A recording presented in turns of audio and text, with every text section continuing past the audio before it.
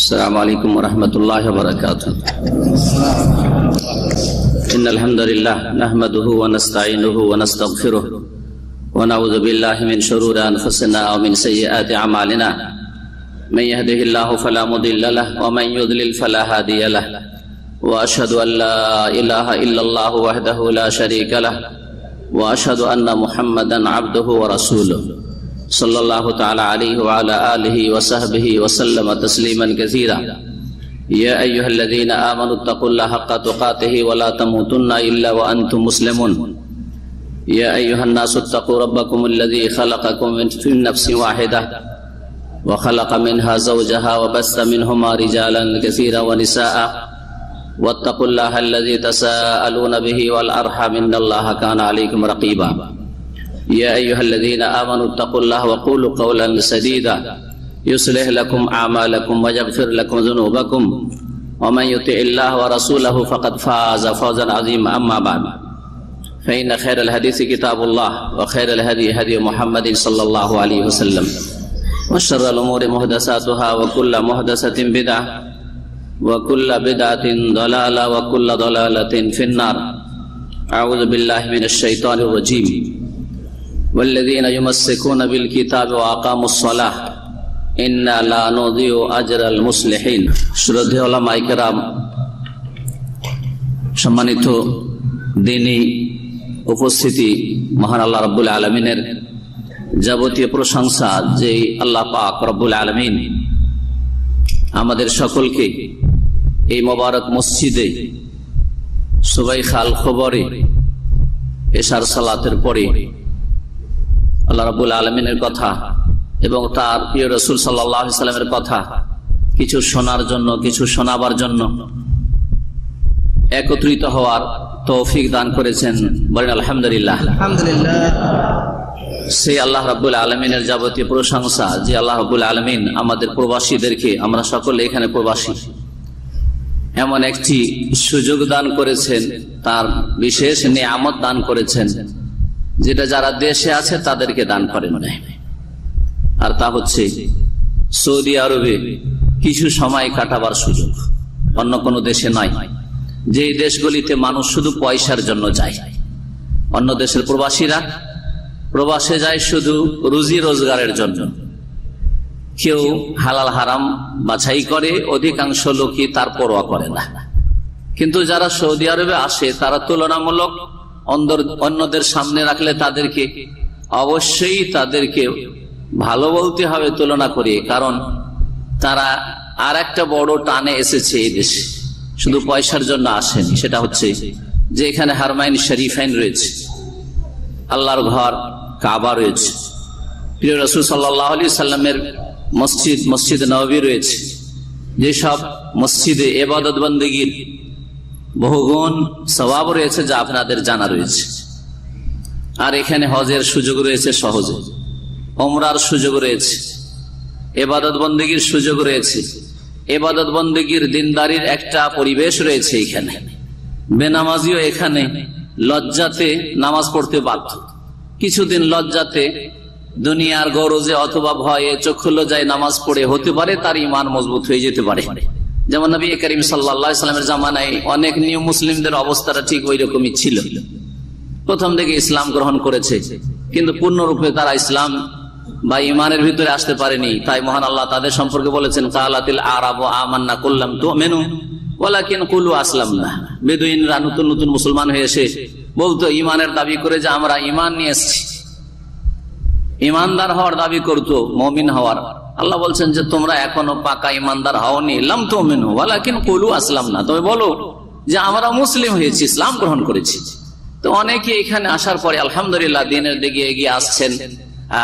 সে স্বেচ্ছায় আগ্রহের সাথে অথবা চক্ষু লজ্জায় অথবা পরিবেশের কারণে এখানে কেমন খারাপ লাগে যেন বাইরে বসে থাকলে নামাজের সময় ইত্যাদি ইত্যাদি। তারপরে ইনশাআল্লাহ তাআলা আল্লাহ যদি আপনার রহম করেন তো ঈমানটা মজবুত হয়ে যাবে। এরকমই যেমন অনেক লোকের এরকম হয়েছে ইসলাম গ্রহণের কিছু কাল পরে।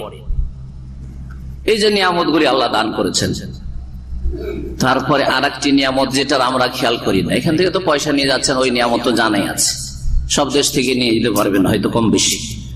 হজ উমরা নিয়ে যাচ্ছেন, এটাও আপনাদের ব্রেনে আছে যে এখান থেকে হজ উমরার ভালো চান্স আছে, সুযোগ আছে, যেটা পাশের দেশ থেকে সম্ভাবনা, অনেক টাকা খরচ হয়, আশেপাশের দেশগুলি থেকে আসবে। কিন্তু বড় একটা সুযোগ আল্লাহ দিয়েছেন, বড় একটা নিয়ামত দান করেছেন, সেটা হচ্ছে এখান থেকে কোরআন সুন্নাহ ভিত্তিক, দলিল ভিত্তিক ইসলাম চোখে দেখে, আইনুল ইয়াকিন, শুধু ইলমুল ইয়াকিন না। ইলমুল ইয়াকিন যে দেশে বসে সহি আকীদার কিছু আলোচনা শুনলেন, এলেম হইল, কিন্তু কিছু লোক মানলেন, অধিকাংশ লোক মানলেন না, এদের কথা শোনা যাবে না, যে হচ্ছে বর্তমান অবস্থা, শোনা যাবে না, মানা যাবে না। ইলমুল ইয়াকিন তাদের কাছে পৌঁছেছে, তারপরে ইয়াকিন করেনি তারা।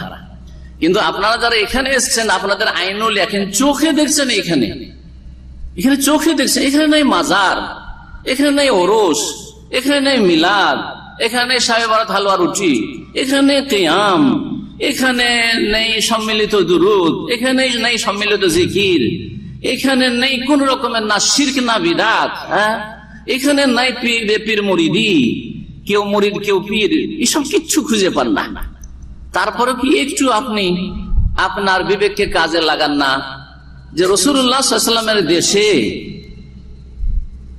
সত্য ইসলামটা থাকবে না, আর ভারত বাংলাদেশ পাকিস্তানে সত্য ইসলাম থাকবে, হক্কানিরা থাকবে, আর এখানে হক্কানি খুঁজে পাওয়া যাবে না। আপনার একটু বিবেকে ধরে না যে হক্কানি যদি হয়তো এখানে হক্কানি থাকা করার কথা, কারণ এখান থেকে সারা পৃথিবীতে হকের নূর ছড়িয়েছে। সুতরাং আল্লাহ রাব্বুল আলামিনের শুকরিয়া আদায় করেন, শুরুতে বলুন আলহামদুলিল্লাহ, যে আপনাদেরকে চোখে দেখে কোনটা শিরক, কোনটা বিদআত, কোনটা তাওহীদ, কোনটা সুন্নাত একটু পার্থক্য করার আল্লাহ সুযোগ দিয়েছেন। যদি একটু চেষ্টা করেন সহজে হেদায়েত হবেন। যেইভাবে সহজে আপনারা এখানে সৌদি আরব প্রবাসী হেদায়েত হতে পারবেন, অন্য কোন দেশের লোকেরা পারবে না, কারণ ওখানে বিভিন্ন রকমের প্রাচীর তৈরি করে দেওয়া হয়েছে হক আর বাতিলের মাঝখানে। বাতিল থেকে হকে আসার সামনে এমন পর্দা ফেলে দিয়েছে বা প্রাচীর তৈরি করে দিয়েছে যে প্রাচীর পার করে আপনার জন্য আসাটা অত সহজ নয়।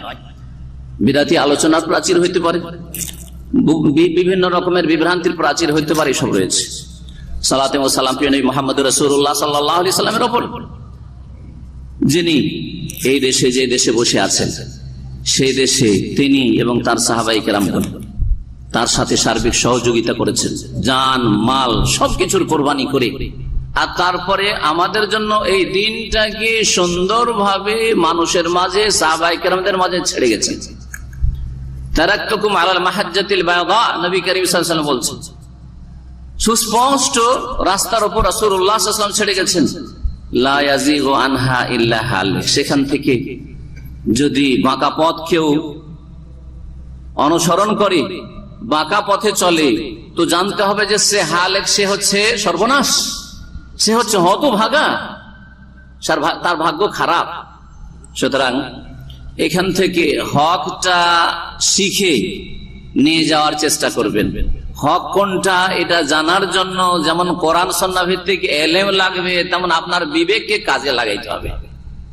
মহান আল্লাহ যেন আপনাদের সকলকে তৌফিক দান করেন, আমিন। আল্লাহুম্মা আরিনাল হাক্কা হাক্কান ওয়ারযুক ইত্তিবাহ, আল্লাহ হককে হক বুঝার তৌফিক দান করো এবং সেটার অনুসরণের তৌফিক দান করো।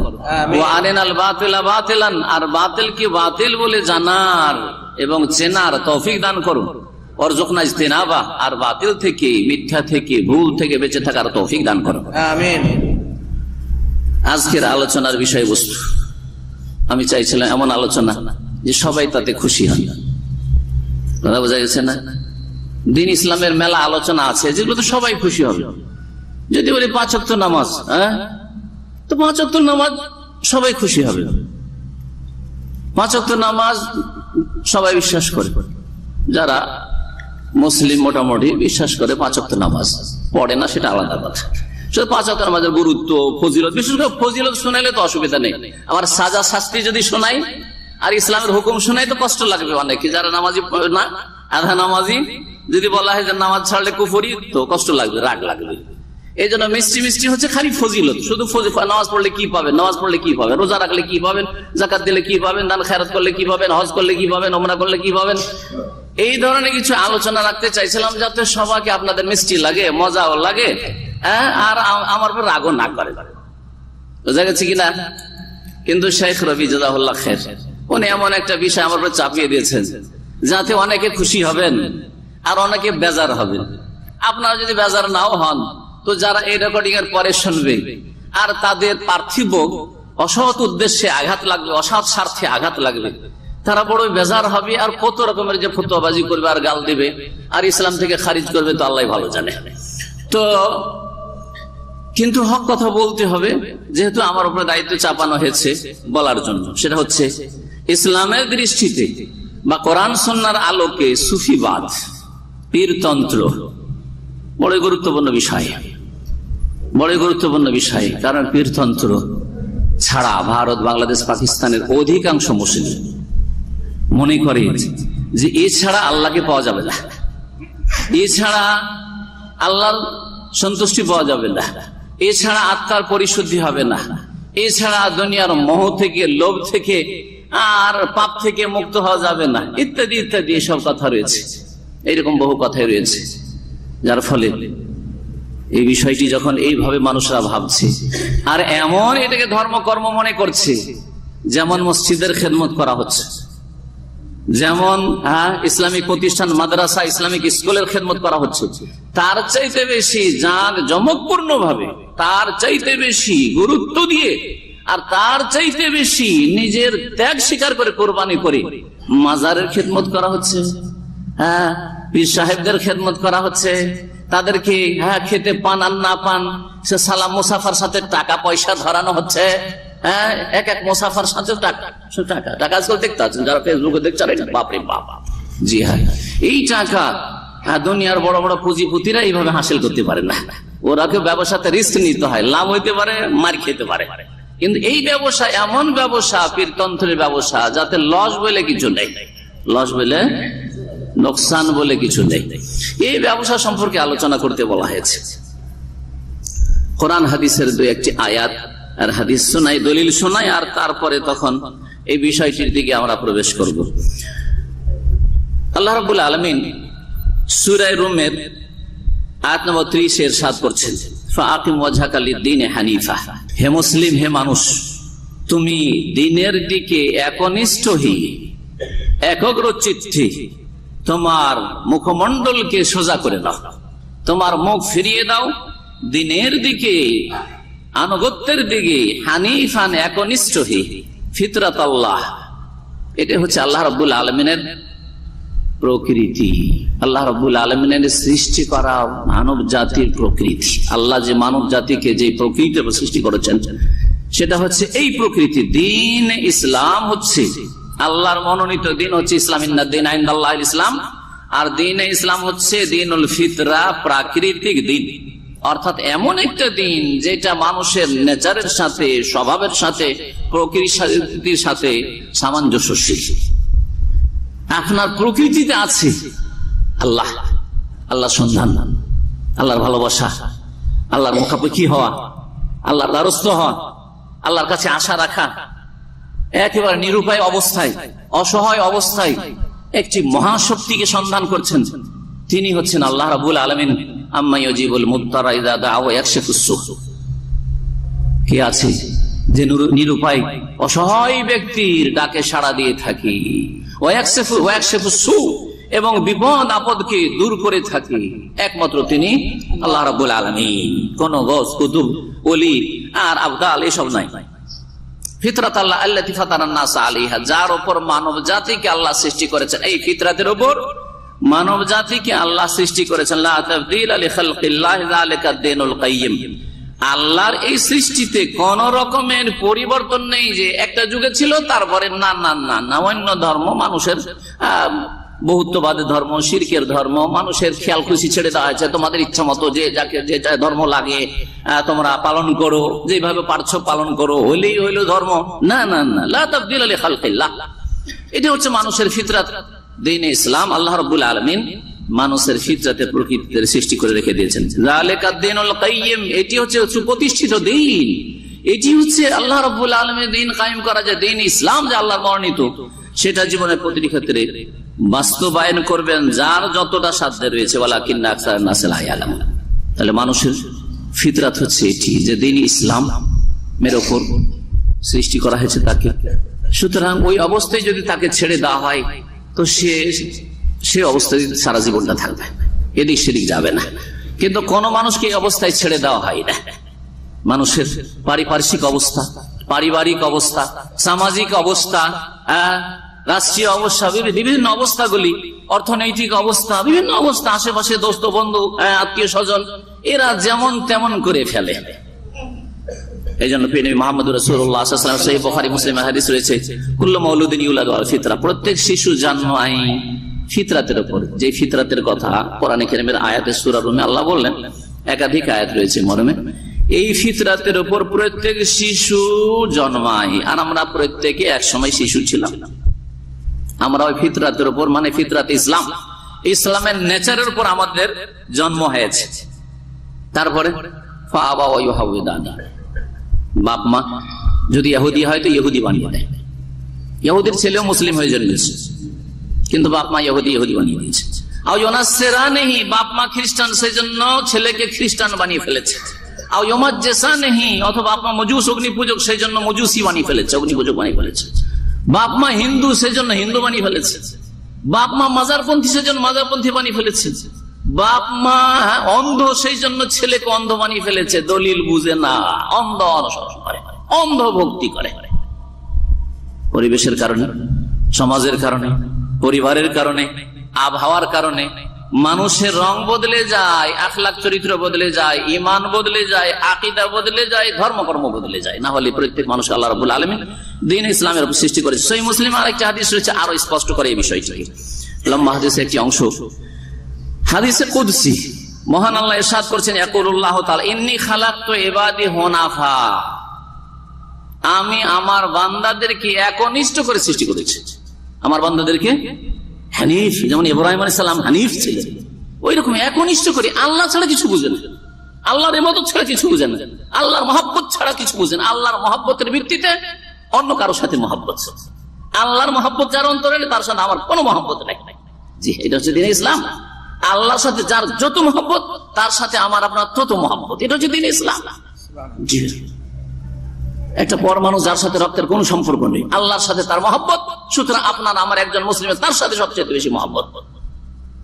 কিন্তু একেবারে আপন, বাপ মা ছেলে মেয়ে আল্লাহর দুশমন, সেজন্য আমার আপনার দুশমন।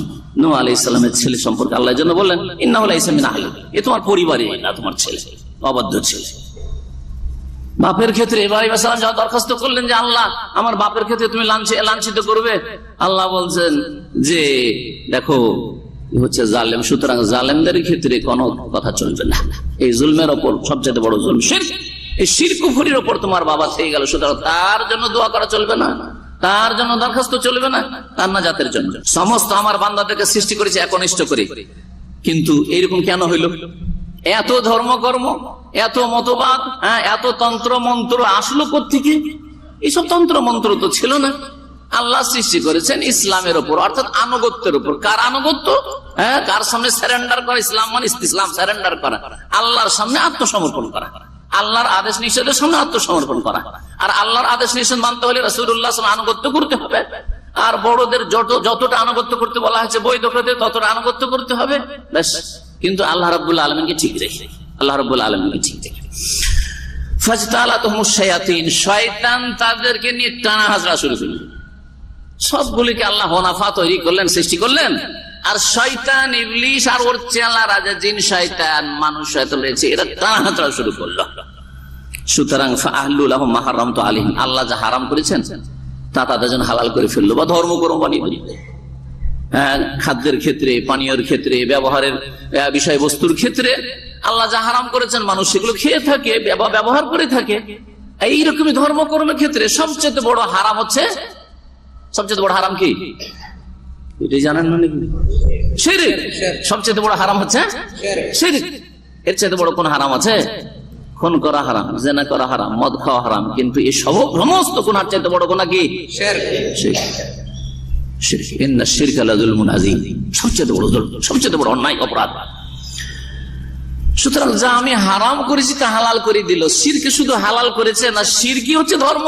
মাজারে সিজদা করে ধর্ম, পীরকে সিজদা করেই ধর্ম, পীরের অন্ধ ভক্তি হচ্ছে ধর্ম, কারণ পীরেরা এমন মারফিতুন নজরে দেখে যে মারফিতুন নজর আপনি এটা দিয়ে বুঝবেন না, এমনকি শরীয়তের এলেম দিয়ে আলেম ওলামাও বুঝবে না। আমাদের সম্পর্কে তারা বলে যে এরা কি করে বুঝবে, আমাদের বিরুদ্ধে কেন বলবে না, কারণ এরা শরিয়ার আলেম, এরা তো মারিফতের কোনো জ্ঞান রাখে না, এরা তো হকিকত জানে না, হ্যাঁ, এরা তরিকত জানে না। হ্যাঁ, কথা বোঝা গেছে? তো দ্বীন ইসলাম কোরআন হাদিস দিয়ে কমপ্লিট করা হয়েছে না আর কিছু দিয়ে? প্রশ্ন তাদের কাছে, দ্বীন ইসলাম কি কোরআন সুন্নাহ দিয়ে কমপ্লিট করেছেন না আর কিছু দিয়ে? যদি বলেন কোরআন সুন্নাহ দিয়ে, তো কোরআন সুন্নাহ দিয়ে তাহলে তরিকত মারিফত আর হকিকত থাকতে হবে। তো কোরআন সুন্নাহ থাকলে তো কোরআন সুন্নাহ আমাদের সামনে আছে। এসব আছে কোথায় তাহলে, যেসব আপনাদের ধর্মকর্ম এই পেতন্ত্রের নামে? বলছেন ওয়াহারামাত আলাইহিম মা উহাল্লিলহু লাহুম, আমি যা হালাল করেছি তা হারাম করে দিয়েছে। অনেক হালাল জিনিস আল্লাহ হালাল করেছেন, আর মানুষরা ধর্মকর্ম মনে করে সেগুলিকে হারাম মনে করে নিয়েছে। যেমন হিন্দুরা দেব দেবীর নামে যখন ষাঁড় ছাড়ে, ওর গোশত খাওয়া যাবে না, আর ওই ষাঁড়কে জমি থেকে তাড়ানো যাবে না, হ্যাঁ, কিছু যেখানে ইচ্ছা চড়বে, তাই না? এইরকমই মক্কার মুশরিকেরা ওই যুগে ওই রকম ছাড়তো, ভিন্ন উটকে ছেড়ে দিতে, এই উটের গোশত খাওয়া যাবে না, জবাই করাও যাবে না, এর পিঠে চড়াও যাবে না। এইরকমই মাজারের নামে যেসব খাসি মুরগি না উৎসর্গ করা হয়, ওইটা মাজারে নিয়ে যে ওই বাবার সন্তুষ্টির জন্য জবাই। ও আমারাতুম আইয়ুশরিকু বি, আর শয়তান না প্ররোচিত করলো, জিন শয়তান করলো, ওয়াসওয়াসা দিল যে আমার সাথে যাতে করে এরা শিরক করে, মানব জাতি শিরক করে, না হলে সকল মানুষকে আল্লাহ সৃষ্টি করেছিলেন হনাফা করে, একনিষ্ঠ আল্লাহর বান্দা করে। এই ছিল দুটি হাদিস এবং একটি আয়াত। আর একটি আয়াত শোনাই, কোরআনে কারীমের সূরা আরাফের আয়াত নম্বর 170। আল্লাহ রাব্বুল আলামিন ইরশাদ করেছেন, ওয়াল্লাযীনা ইউমাসসিকুনা বিল কিতাব ওয়া আকামুস সালাতা ইন্না লা নুযিউ আজরাল মুসলিহিন, যারা আল কিতাবকে শক্ত করে ধরবে। আল কিতাবের পাশে যদি হিকমা থাকে কোরআনে কারীমে, তাহলে আল কিতাব মানে কোরআনে কারীম, আর হিকমা মানে হচ্ছে হাদিস রাসূলুল্লাহ সাল্লাল্লাহু আলাইহি ওয়াসাল্লামের সুন্নাহ। এটা হচ্ছে যারা বড় বড় মুফাসসিরিন কোরআন সুন্নাহ আলোকে তাফসীর করেছেন, তাদের তাফসীর যা আপনাদের সামনে নকল করলাম। আর যখন শুধু আল কিতাব বলা হবে, তখন ওর অর্থ হবে দুটোই, মানে আল্লাহর বিধান। আল্লাহর বিধান কোরআনে কারীমেও আছে, আর আল্লাহর বিধান রাসূলুল্লাহ সাল্লাল্লাহু আলাইহি ওয়াসাল্লামের হাদিসে আছে। আর এর সমর্থনে অনেক হাদিস রয়েছে। কোন সাহাবী এসে বিচার চাইছে রাসূলুল্লাহ, ইয়া রাসূলুল্লাহ, আমাদের এরকম একটা সমস্যা হয়েছে, জেনার ঘটনা হয়েছে, তো বিচার করেন। ইকযি বাইনানা বিকিতাবিল্লাহ, আল্লাহর কিতাব দিয়ে ফয়সালা করেন। ছিল বিবাহিত বা বিবাহিতা, তখন রাসূলুল্লাহ সাল্লাল্লাহু আলাইহি ওয়াসাল্লাম বললেন যে ওর জন্য রজম আছে। তো রজম যে সংসার করে মারা, ওইটা কোন কোরআনের আয়াত আছে কি হাদিসে আছে? অথচ বিচার চেয়েছিলেন ওই লোক কিতাবুল্লাহ দিয়ে। তো কিতাবুল্লাহ মানে আল্লাহর বিধান, কিতাবুল্লাহ মানে আল্লাহর বিধান। এটা হচ্ছে ব্যাপক অর্থ। যখন শুধু আল কিতাব বলা হবে, কিতাবুল্লাহ বলা হবে আল্লাহর বিধান, আল্লাহর পক্ষ থেকে যা লিখনি বা লিখিত, যা আল্লাহ রাব্বুল আলামিন বিধিবিধান লিখিয়ে দিয়েছেন কোরআন এবং সুন্নাহ। এই জন্য হাদিসটা হচ্ছে ওহী রাসূলুল্লাহ সাল্লাল্লাহু আলাইহি ওয়াসাল্লাম। বলছিলেন যে আল্লাহ বলছেন যে যারা আল কিতাবকে মানে কোরআন সুন্নাহকে আঁকড়ে ধরবে, তাহলে একটি এখানে দিক নির্দেশনা নেন যে কোরআন সুন্নাহকে কি করতে হবে? শক্ত করে ধরতে হবে। দলিল ধরতে শিখেন, ব্যক্তি ধরিয়েন না, আমাকেও ধরিয়েন না আপনি অন্ধভাবে, আর আমার মতো আমার চাইতে বড় যাদেরকে লাগছে তাদেরকেও ধরিয়েন না, আর ছোটকেও ধরিয়েন না, অন্ধভাবে কাউকে ধরিয়েন না। নিষেধ করছে, কঠোরভাবে নিষেধ। আর আমি শুধু নিষেধ করছেন ইমাম আবু হানিফা রাহিমাহুল্লাহ, শাফি, মালিক, আহমদ, চার ইমাম, আর তাদের ছাত্র ইমাম আবু ইউসুফ, মুহাম্মদ, জফর রাহিমাহুল্লাহ সকলেই শক্তভাবে সতর্ক করেছেন যে আমাদের অন্ধ অনুসরণ করিও না।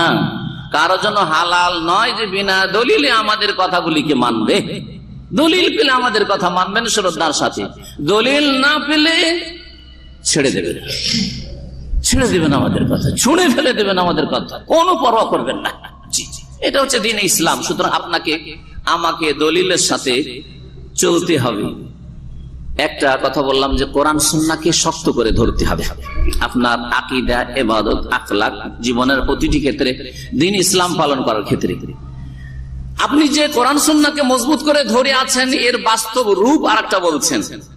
দ্বীনের অনেক বিধিবিধান আছে, সবগুলি বলা সম্ভব নয়। একটি আয়াতে দুটো কথা। একটা হচ্ছে আপনার রাস্তা, পথ, যে কোরআন সুন্নাহকে শক্ত করে ধরবেন, দলিল সহ জীবন যাপন করবেন। বিনা দলিলে আমি মানতে রাজি না।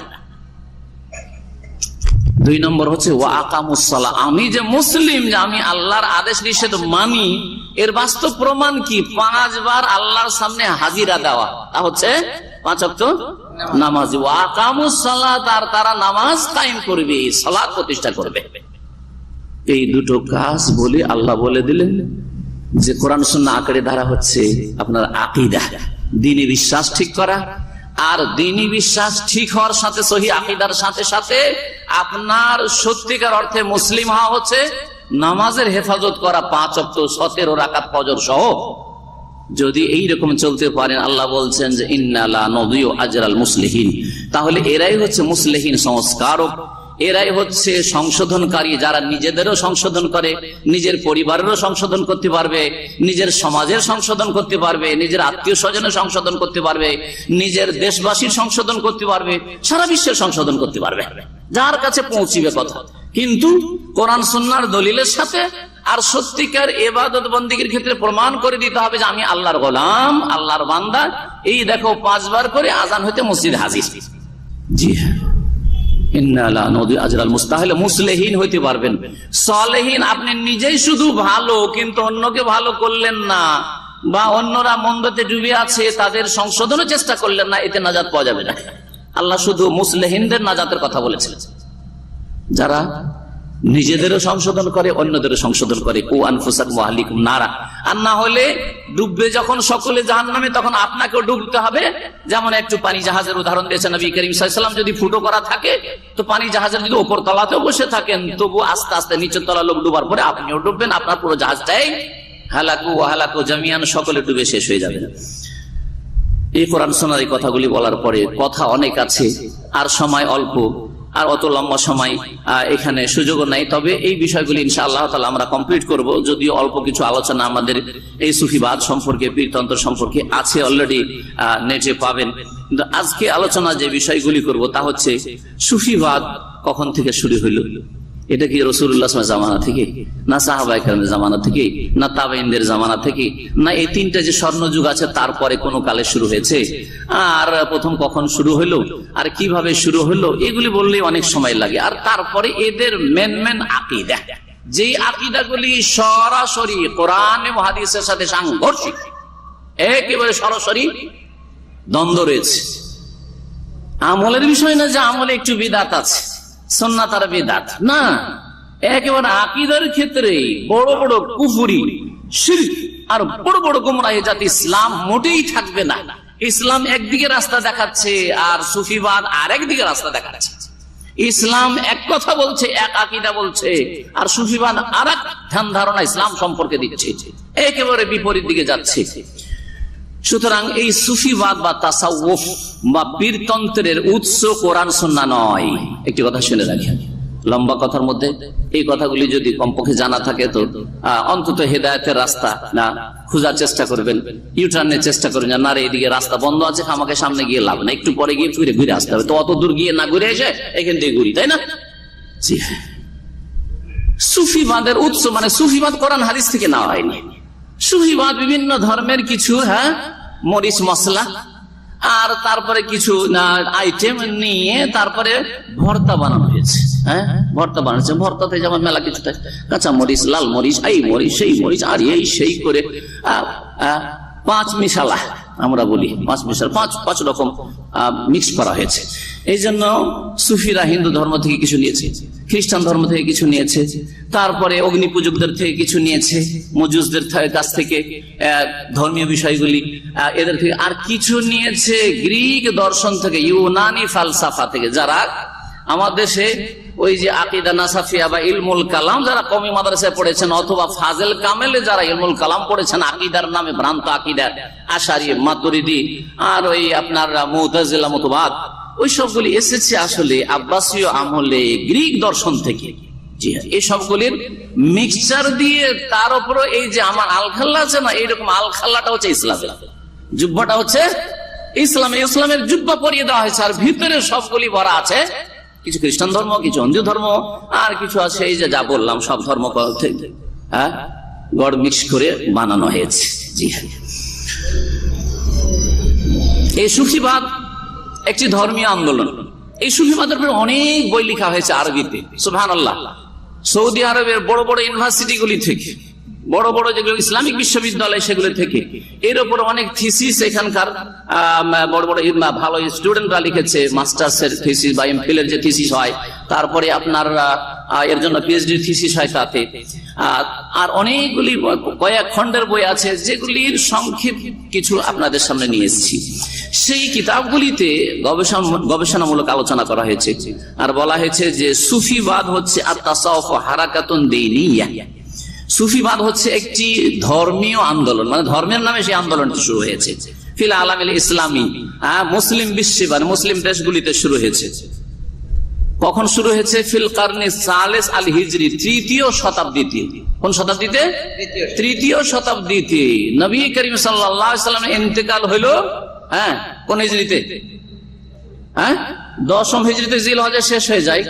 তো ওই বছর 11, যদি আপনি মাস হিসাবে ধরেন যে মুহররম থেকে বছর শুরু, তাহলে মুহররম, সফর, রবিউল আউয়াল মাসে নবী করিম সাল্লাল্লাহু আলাইহি ওয়াসাল্লাম 12 রবিউল আউয়ালে ইন্তেকাল হয়েছে। তাহলে 11 কি হয়েছে? একাদশ হিজরি হয়। একাদশ হিজরি হয়, যেটা ওই 2-3 মাস মাত্র গিয়েছে, 2.5 মাস গেছে। সেজন্য আমাদের মানুষের জানে 10ম হিজরি। 10 বছর রাসূলুল্লাহ সাল্লাল্লাহু আলাইহি ওয়াসাল্লাম যেহেতু মদিনায় থেকেছেন, এই জন্য 10ম হিজরি বলে মশহুর আছে। কিন্তু 10ম হিজরি রবিউল আউয়াল মাসে নাই, একাদশ হিজরি রবিউল আউয়াল মাসে রাসূলুল্লাহ সাল্লাল্লাহু আলাইহি ওয়াসাল্লামের ইন্তেকাল হয়েছে। নবী সাল্লাল্লাহু আলাইহি ওয়াসাল্লাম চলে গেলেন কখন? একাদশ হিজরিতে বা 10 হিজরিতে। 10 বছর মদিনায় থাকার পর 23 বছর নবুয়তি জিন্দেগি। তারপরে খোলাফায়ে রাশিদিনের যুগ আসলো, 30 বছর খোলাফায়ে রাশিদিনের যুগ। তাহলে 10 আর 30, 40 হিজরিতে 4 খলিফা চলে গেলেন। 4 খলিফা চলে গেলেন। আর তারপরে তখন মুআবিয়া রাদিয়াল্লাহু তাআলা 20 বছর থাকলেন, 60 হিজরি। আর 60 হিজরির পর তখন বনু উমাইয়া বংশের বিভিন্ন খলিফাদের যুগ ছিল 132 পর্যন্ত। 132 পর্যন্ত ওমাইয়াদের যুগ ছিল। রাসূলুল্লাহ সাল্লাল্লাহু আলাইহি ওয়াসাল্লামের শেষ সাহাবী ইন্তেকাল করছেন মক্কাতুল মুকাররমায়, তুফাইল দৌসী রাদিয়াল্লাহু তাআলা। আবু তুফাইল দৌসী রাদিয়াল্লাহু তাআলা ইন্তেকাল করছেন 110 হিজরিতে। কত? 110 হিজরিতে সাহাবী শেষ, আর সাহাবী নেই। তারপরে তাবেঈনদের যুগ, তারপরে তাবেঈনের যুগ। এই তাবেঈন আর তাবেঈনের যুগ তৃতীয় শতাব্দী আস্তে আস্তে শেষ। তৃতীয় শতাব্দী আস্তে আস্তে তাবেঈনও শেষ, তাবেঈন শেষ। তাহলে যে হাসান বাসরীর দোহাই দেওয়া, আমাদের দেশে কিন্তু সুফিরা যত পীরের আছে সিলসিলা কোন দিকে দিয়ে নিয়ে যায়? হাসান বাসরী রাহিমাহুল্লাহ তরিকা দিয়ে নিয়ে যায়। হাসান বাসরী রাহমাতুল্লাহ আলাইহির যুগে সুফিবাদ ছিল না। প্রথম সুফিবাদ কখন এসেছে? 150 হিজরিতে। কার মাধ্যমে এসেছে একটু পরে বলছি। এই সুফিবাদ প্রথম যে শুরু হয় সেটা ব্যাপক আকারে শুরু হয় না, ব্যক্তি পর্যায়ে শুরু হয়। বলছে কানাজ আতিন ফারদিয়া, ব্যক্তি পর্যায়ে কিছু লোকেরা ওই রকম সংসার ত্যাগী হয়ে ইবাদত বন্দেগী সবসময় করব। আর প্রথম দিকে বড় বড় শিরক আর কুফরি গুলো আর মাজার এগুলো শুরু হয়নি, কিন্তু এগুলো শুরু হয়নি। তারা প্রথম জহুদ মানে দুনিয়া বিমুখতার দিকে আহ্বান করতো। তাদের মধ্যে দুনিয়া বিমুখতা আসলো, যে দুনিয়ার দরকার নাই, যা কিছু পেলাম না হলে ইবাদত বন্দেগী করলাম। কঠোর পরিশ্রম করা ইবাদত বন্দেগীতে। এটা কেন শুরু হলো? বলছে যে এটা হচ্ছে রিয়াকশন মূলক। এটা রিয়াকশন বলে কিছু আছে, রিয়াকশন আছে, প্রত্যেক ক্ষেত্রে একটা রিয়াকশন আছে। আপনি যদি ছেলে মেয়েদের ওপর বেশি শক্ত করেন, তোর একটা রিয়াকশন আছে, কি হয়ে যাবে? ও ছেলে বেশি খারাপ হওয়ার সম্ভাবনা আছে। আবার বেশি যদি ঢিল ছেড়ে দেন, ওতে খারাপ হওয়ার বড় একটা সম্ভাবনা আছে, না নেই? জি হ্যাঁ। আপনি এমনি ভালো কর্মচারী হিসাবে খুব ভালো, বা আপনারা কর্মচারী হিসাবে খুব ভালো কোম্পানির, কিন্তু কোম্পানি যদি বেশি জুলুম অত্যাচার করে, ওর একটা রিয়াকশন আছে, ওদের কোম্পানিরও বড় রিস্ক আছে, আছে না নেই? ঠিক ওই রকমই যখন ভোগ বিলাসী জীবন কিছু লোকেরা শুরু করলো, ভোগ বিলাস, যাদের কাছে বেশি পয়সা আছে, যাদের কাছে নেতৃত্ব আছে, ভোগ বিলাস এই যখন শুরু হলো, তখন তার প্রতিক্রিয়ামূলক মানে রিয়াকশন মূলক কি শুরু হলো? দুনিয়া বিমুখতা, জোহদের নামে, তাকওয়ার নামে কঠোর পরিশ্রম করা, আর সংসার ত্যাগী বা দুনিয়া ত্যাগী হয়ে যাওয়া, নির্জনতা অবলম্বন করা, এই মন মানসিকতা কিছু লোকের মধ্যে ব্যক্তি পর্যায়ে শুরু হলো। আর তারপরে এটা ধীরে ধীরে ধীরে বাড়তে বাড়তে বিভিন্ন তরিকার রূপ নিল। কিসের রূপ নিল? বিভিন্ন তরিকার। তখন নাম হয়ে গেল, অনেক তরিকা আছে আমাদের দেশের। এক হক্কানির কিতাবে, ওদের কাছে হক্কানি, ইসলামের নজরে বলছে না, ওদের কাছে হক্কানিদের তরিকা 126 তরিকা আছে, না নাই?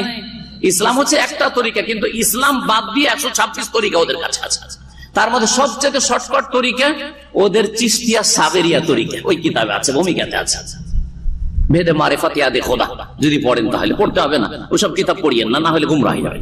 কিন্তু একটু বলে দিলাম যাতে কথা না ভাবেন যে এগুলো কথা হয়তো কাল্পনিক কথা বা বলছেন, বাড়াবাড়ি করে বলছেন। 126 তরিকা চলে আসলো। শুরু হলো ব্যক্তি পর্যায়ে কিছু দুনিয়া বিমুখতা, আর শেষে অনেক তরিকাতে পরিণত হইল। প্রথম দিকে এই সুফিবাদ যেই দিকে আহ্বান করছিল, জোহদ, ওয়ারা, তওবা, বেশি বেশি তওবা করা, তারপরে অল্পতে পরিতুষ্টি, খেয়ে না খেয়ে শুকরিয়া আদায় করো, আর অত পয়সার পিছনে ছুটিও না, এগুলি কথা ভালো না মন্দ? ভালো। যা কিছু আল্লাহ দিয়েছেন, আপনার 500 রিয়াল, আলহামদুলিল্লাহ, ভালো জিনিস, তাই না? বেশি বেশি তওবা করছেন, মন্দ কথা? ভালো কথা। তারপরে আপনি সন্দেহ থেকে বেঁচে থাকছেন, এটাকে ওয়ারা বলা। একটু সন্দেহ, জানি না এই পানিটা এখানে রাখা আছে, অন্য কারো হইতে পারে, অন্য কারো, তো না আমি খাবো না, সন্দেহের জিনিস খাবো না, ওয়ারা। জোহদ মানে দুনিয়া বেশি দরকার নাই, ও তো কি দরকার আছে, সংসার চলে যাচ্ছে, আলহামদুলিল্লাহ। জোহদ, দুনিয়া বিমুখতা, এগুলি ভালো জিনিস। আল্লাযী ইয়াহুসসু আলা তামাসসুক বিহি ওয়াল আমালি মিন আজালিহি, এগুলি যদি করা হয় তাহলে এগুলি ইসলাম। ওয়ালাকিন্না সুফিয়াতা ফি যালিকা ইউখালিফুনা মা দা ইলাইহিল ইসলাম, কিন্তু সুফিরা এই পীরতন্ত্রে যে শুরুয়াত, যেটা শুরু হচ্ছে, তারা না এই ইসলামের দিকে, যে ইসলামের এই কথাগুলি শুধু এতেই ক্ষান্ত থাকলো না, কি করতে লাগলো? হায়সু ইবতাদাউ মাফাহিমা ওয়া সুলুকিয়াত মুখালিফা, নতুন নতুন কিছু থিওরি নিয়ে আসলো, তন্ত্র নিয়ে আসলো, আর এমন কিছু ইবাদত বন্দেগী, রিয়াজতের মেহনত, পরিশ্রম করো, ধর্মকর্ম নিয়ে আসলো, মুখালিফাতান লিমা কানা আলাইহি রাসূল সাল্লাল্লাহু আলাইহি ওয়াসাল্লাম, রাসূলুল্লাহ সাল্লাল্লাহু আলাইহি ওয়াসাল্লাম যে আদর্শের উপরে ছেড়ে গিয়েছিলেন তার বিপরীত, উল্টো। এখন নবী সাল্লাল্লাহু আলাইহি ওয়াসাল্লামের তরিকা না, এগুলো ভালো, এগুলো ভালো। যে বিদআত হাসানা, একটা চোরা রাস্তা আছে, যদিও বিদআত কাজগুলি তো ভালো, কোন মন্দ, কার চুরি করেছি না ডাকাতি করেছি, মিথ্যা কথা বলছি নাকি, জিকিরে তো করছি, যদিও নবী সাল্লাল্লাহু আলাইহি ওয়াসাল্লাম লা ইলাহা ইল্লাল্লাহ করেছেন, আমরা আল্লাহু আল্লাহু করছি, আর ইল্লাল্লাহ ইল্লাল্লাহ করছি, তাই না? কোন মন্দ করছি? নবী সাল্লাল্লাহু আলাইহি ওয়াসাল্লাম সাহাবীরা একা একা করেছেন, আমরা একটু সবাই মিলে করছি, কারণ লোকেরা করতে চায় না, সেই জন্য সবাইকে মিলে করছি। এই যে শয়তান এই রাস্তা দিয়ে ঢুকলো, যে বেদাত করে ঘরে ঘরে, ইসলামের বিপরীত, রাসূলুল্লাহ আদর্শের বিপরীত, তারা অন্যরকম ধ্যান ধারণে ধর্মকর্ম শুরু করলো। সুফিদের তরিকা হচ্ছে, বলছেন যে তারা নিজেদের তরবিয়ত করতে হবে এবং নিজেদেরকে উন্নত করতে হবে। কিসের জন্য? ইমানি উন্নতি, ইমানি উন্নতি করতে হবে। কি জন্য? বলছে যে আল্লাহর মারিফতের জন্য। কিসের জন্য? আল্লাহর মারিফতের জন্য। আল্লাহর মারিফত মানে আল্লাহ সম্পর্কে জ্ঞান অর্জন করা। যদি এটা বলা হয় এটা ইসলাম। আল্লাহ সম্পর্কে জ্ঞান অর্জন করা সবচেয়ে বড় ফরজ। তাওহীদুর রুবুবিয়্যা, তাওহীদুল উলুহিয়্যা, তাওহীদুল আসমা ওয়া সিফাত, আল্লাহর অস্তিত্ব, আল্লাহর অস্তিত্বের দলিল কোরআন সুন্নাহয় রয়েছে, যুক্তি ইত্যাদি, তো এগুলোর কথা কোরআন হাদিসের। কিন্তু না, তাতে না, কিসে আল্লাহর মারিফত হাসিল করবে? কি দিয়ে? বিল কাশফি ওয়াল মুশাহাদা। কাশফের মাধ্যমে আল্লাহকে চিনব, কাশফের মাধ্যমে আল্লাহকে দেখব। এইসব রিয়াজত করে, এইসব উপাসনা করে, এইসব যে ধর্মকর্ম করে যেগুলো সুফিরা তৈরি করলো, আল্লাহকে পাবো দেখতে, কাশ পেয়ে যাবে, আল্লাহর মুশাহাদা হয়ে যাবে। লা আন তারিকা ইত্তিবাইল ওয়াসাইল, শরীয়তি পন্থায় নয় যে ঈমান ঠিক করব, শিরক মুক্ত করব, বিদআত মুক্ত করব, কুফরি মুক্ত করব, কপট নেফাক মুক্ত করব, না না, এরকম না। এই সুফিবাদ কি? সুফিবাদের উত্থান কেমন করে হলো? সুফিবাদের আকীদা কি? সুফিবাদ সম্পর্কে আহলে সুন্নাত ওয়াল জামাত, হানাফি, শাফেঈ, মালিক, হাম্বলি, হানাফি বলতে খাঁটি হানাফি বলছি, শাফেঈ বলতে খাঁটি শাফেঈ বলছি। আবার এই জন্যই বলছি যে বর্তমান যুগে হানাফি মাযহাবের নামে ভেজাল যুক্ত হানাফি, ওরাও বলছে আমরা হানাফি, কিন্তু আবু হানিফা রাহিমাহুল্লাহর সাথে আকীদার আর মানহাজের কোনো সম্পর্ক নেই। শাফি মাযহাবের নামে কেরালায়, মালয়েশিয়া, ইন্দোনেশিয়াতে পীর মুরিদের ব্যবসা জমজমাট ব্যবসা, জমজমাট ব্যবসা। অথচ ইমাম শাফি রাহিমাহুল্লাহর কোনো সম্পর্ক নেই এই সুফিবাদের সাথে। ইমাম আবু হানিফা রাহমাতুল্লাহ তো সুফিবাদের যুগই পাননি। মজার কথা, ইমাম আবু হানিফা রাহমাতুল্লাহ জন্ম কখন? কে বলতে পারেন জন্ম? 80 হিজরিতে। মাশাআল্লাহ, একজন শুধু। কেমন করে হানাফি হবেন? আমি হানাফি মাযহাবের ফতোয়া দেন, আর আবু হানিফার জন্ম তারিখ জানছেন। 80 হিজরিতে জন্ম, ইন্তেকাল 150 হিজরিতে। 150-এ প্রথম সুফিবাদ শুরু হচ্ছে, যেই বছর ইমাম আবু হানিফা রাহমাতুল্লাহ দুনিয়া থেকে বিদায় হয়ে যাচ্ছে। তাহলে ইমাম আবু হানিফা রাহমাতুল্লাহ এই সুফিবাদের বিদআত, এই যে পীরতন্ত্রের বিদআতের সাথে কোনো সম্পর্ক ছিল না। ভালো করে কান খুলে শুনে নেন, ইমাম আবু হানিফা রাহিমাহুল্লাহর পীর মুরিদির সাথে আর সুফিজমের সাথে কোনো সম্পর্ক ছিল না। তার ইন্তেকালের পরে এসব শুরু হয়েছে। অনেকে মনে করে যে পীরের কাছে গেলে দিনদারি বাড়বে, হ্যাঁ, দুনিয়া বিমুখতা বাড়বে, আখেরাত মুখী হব, পরহেজগারি বাড়বে। এগুলি ভ্রান্ত কথা।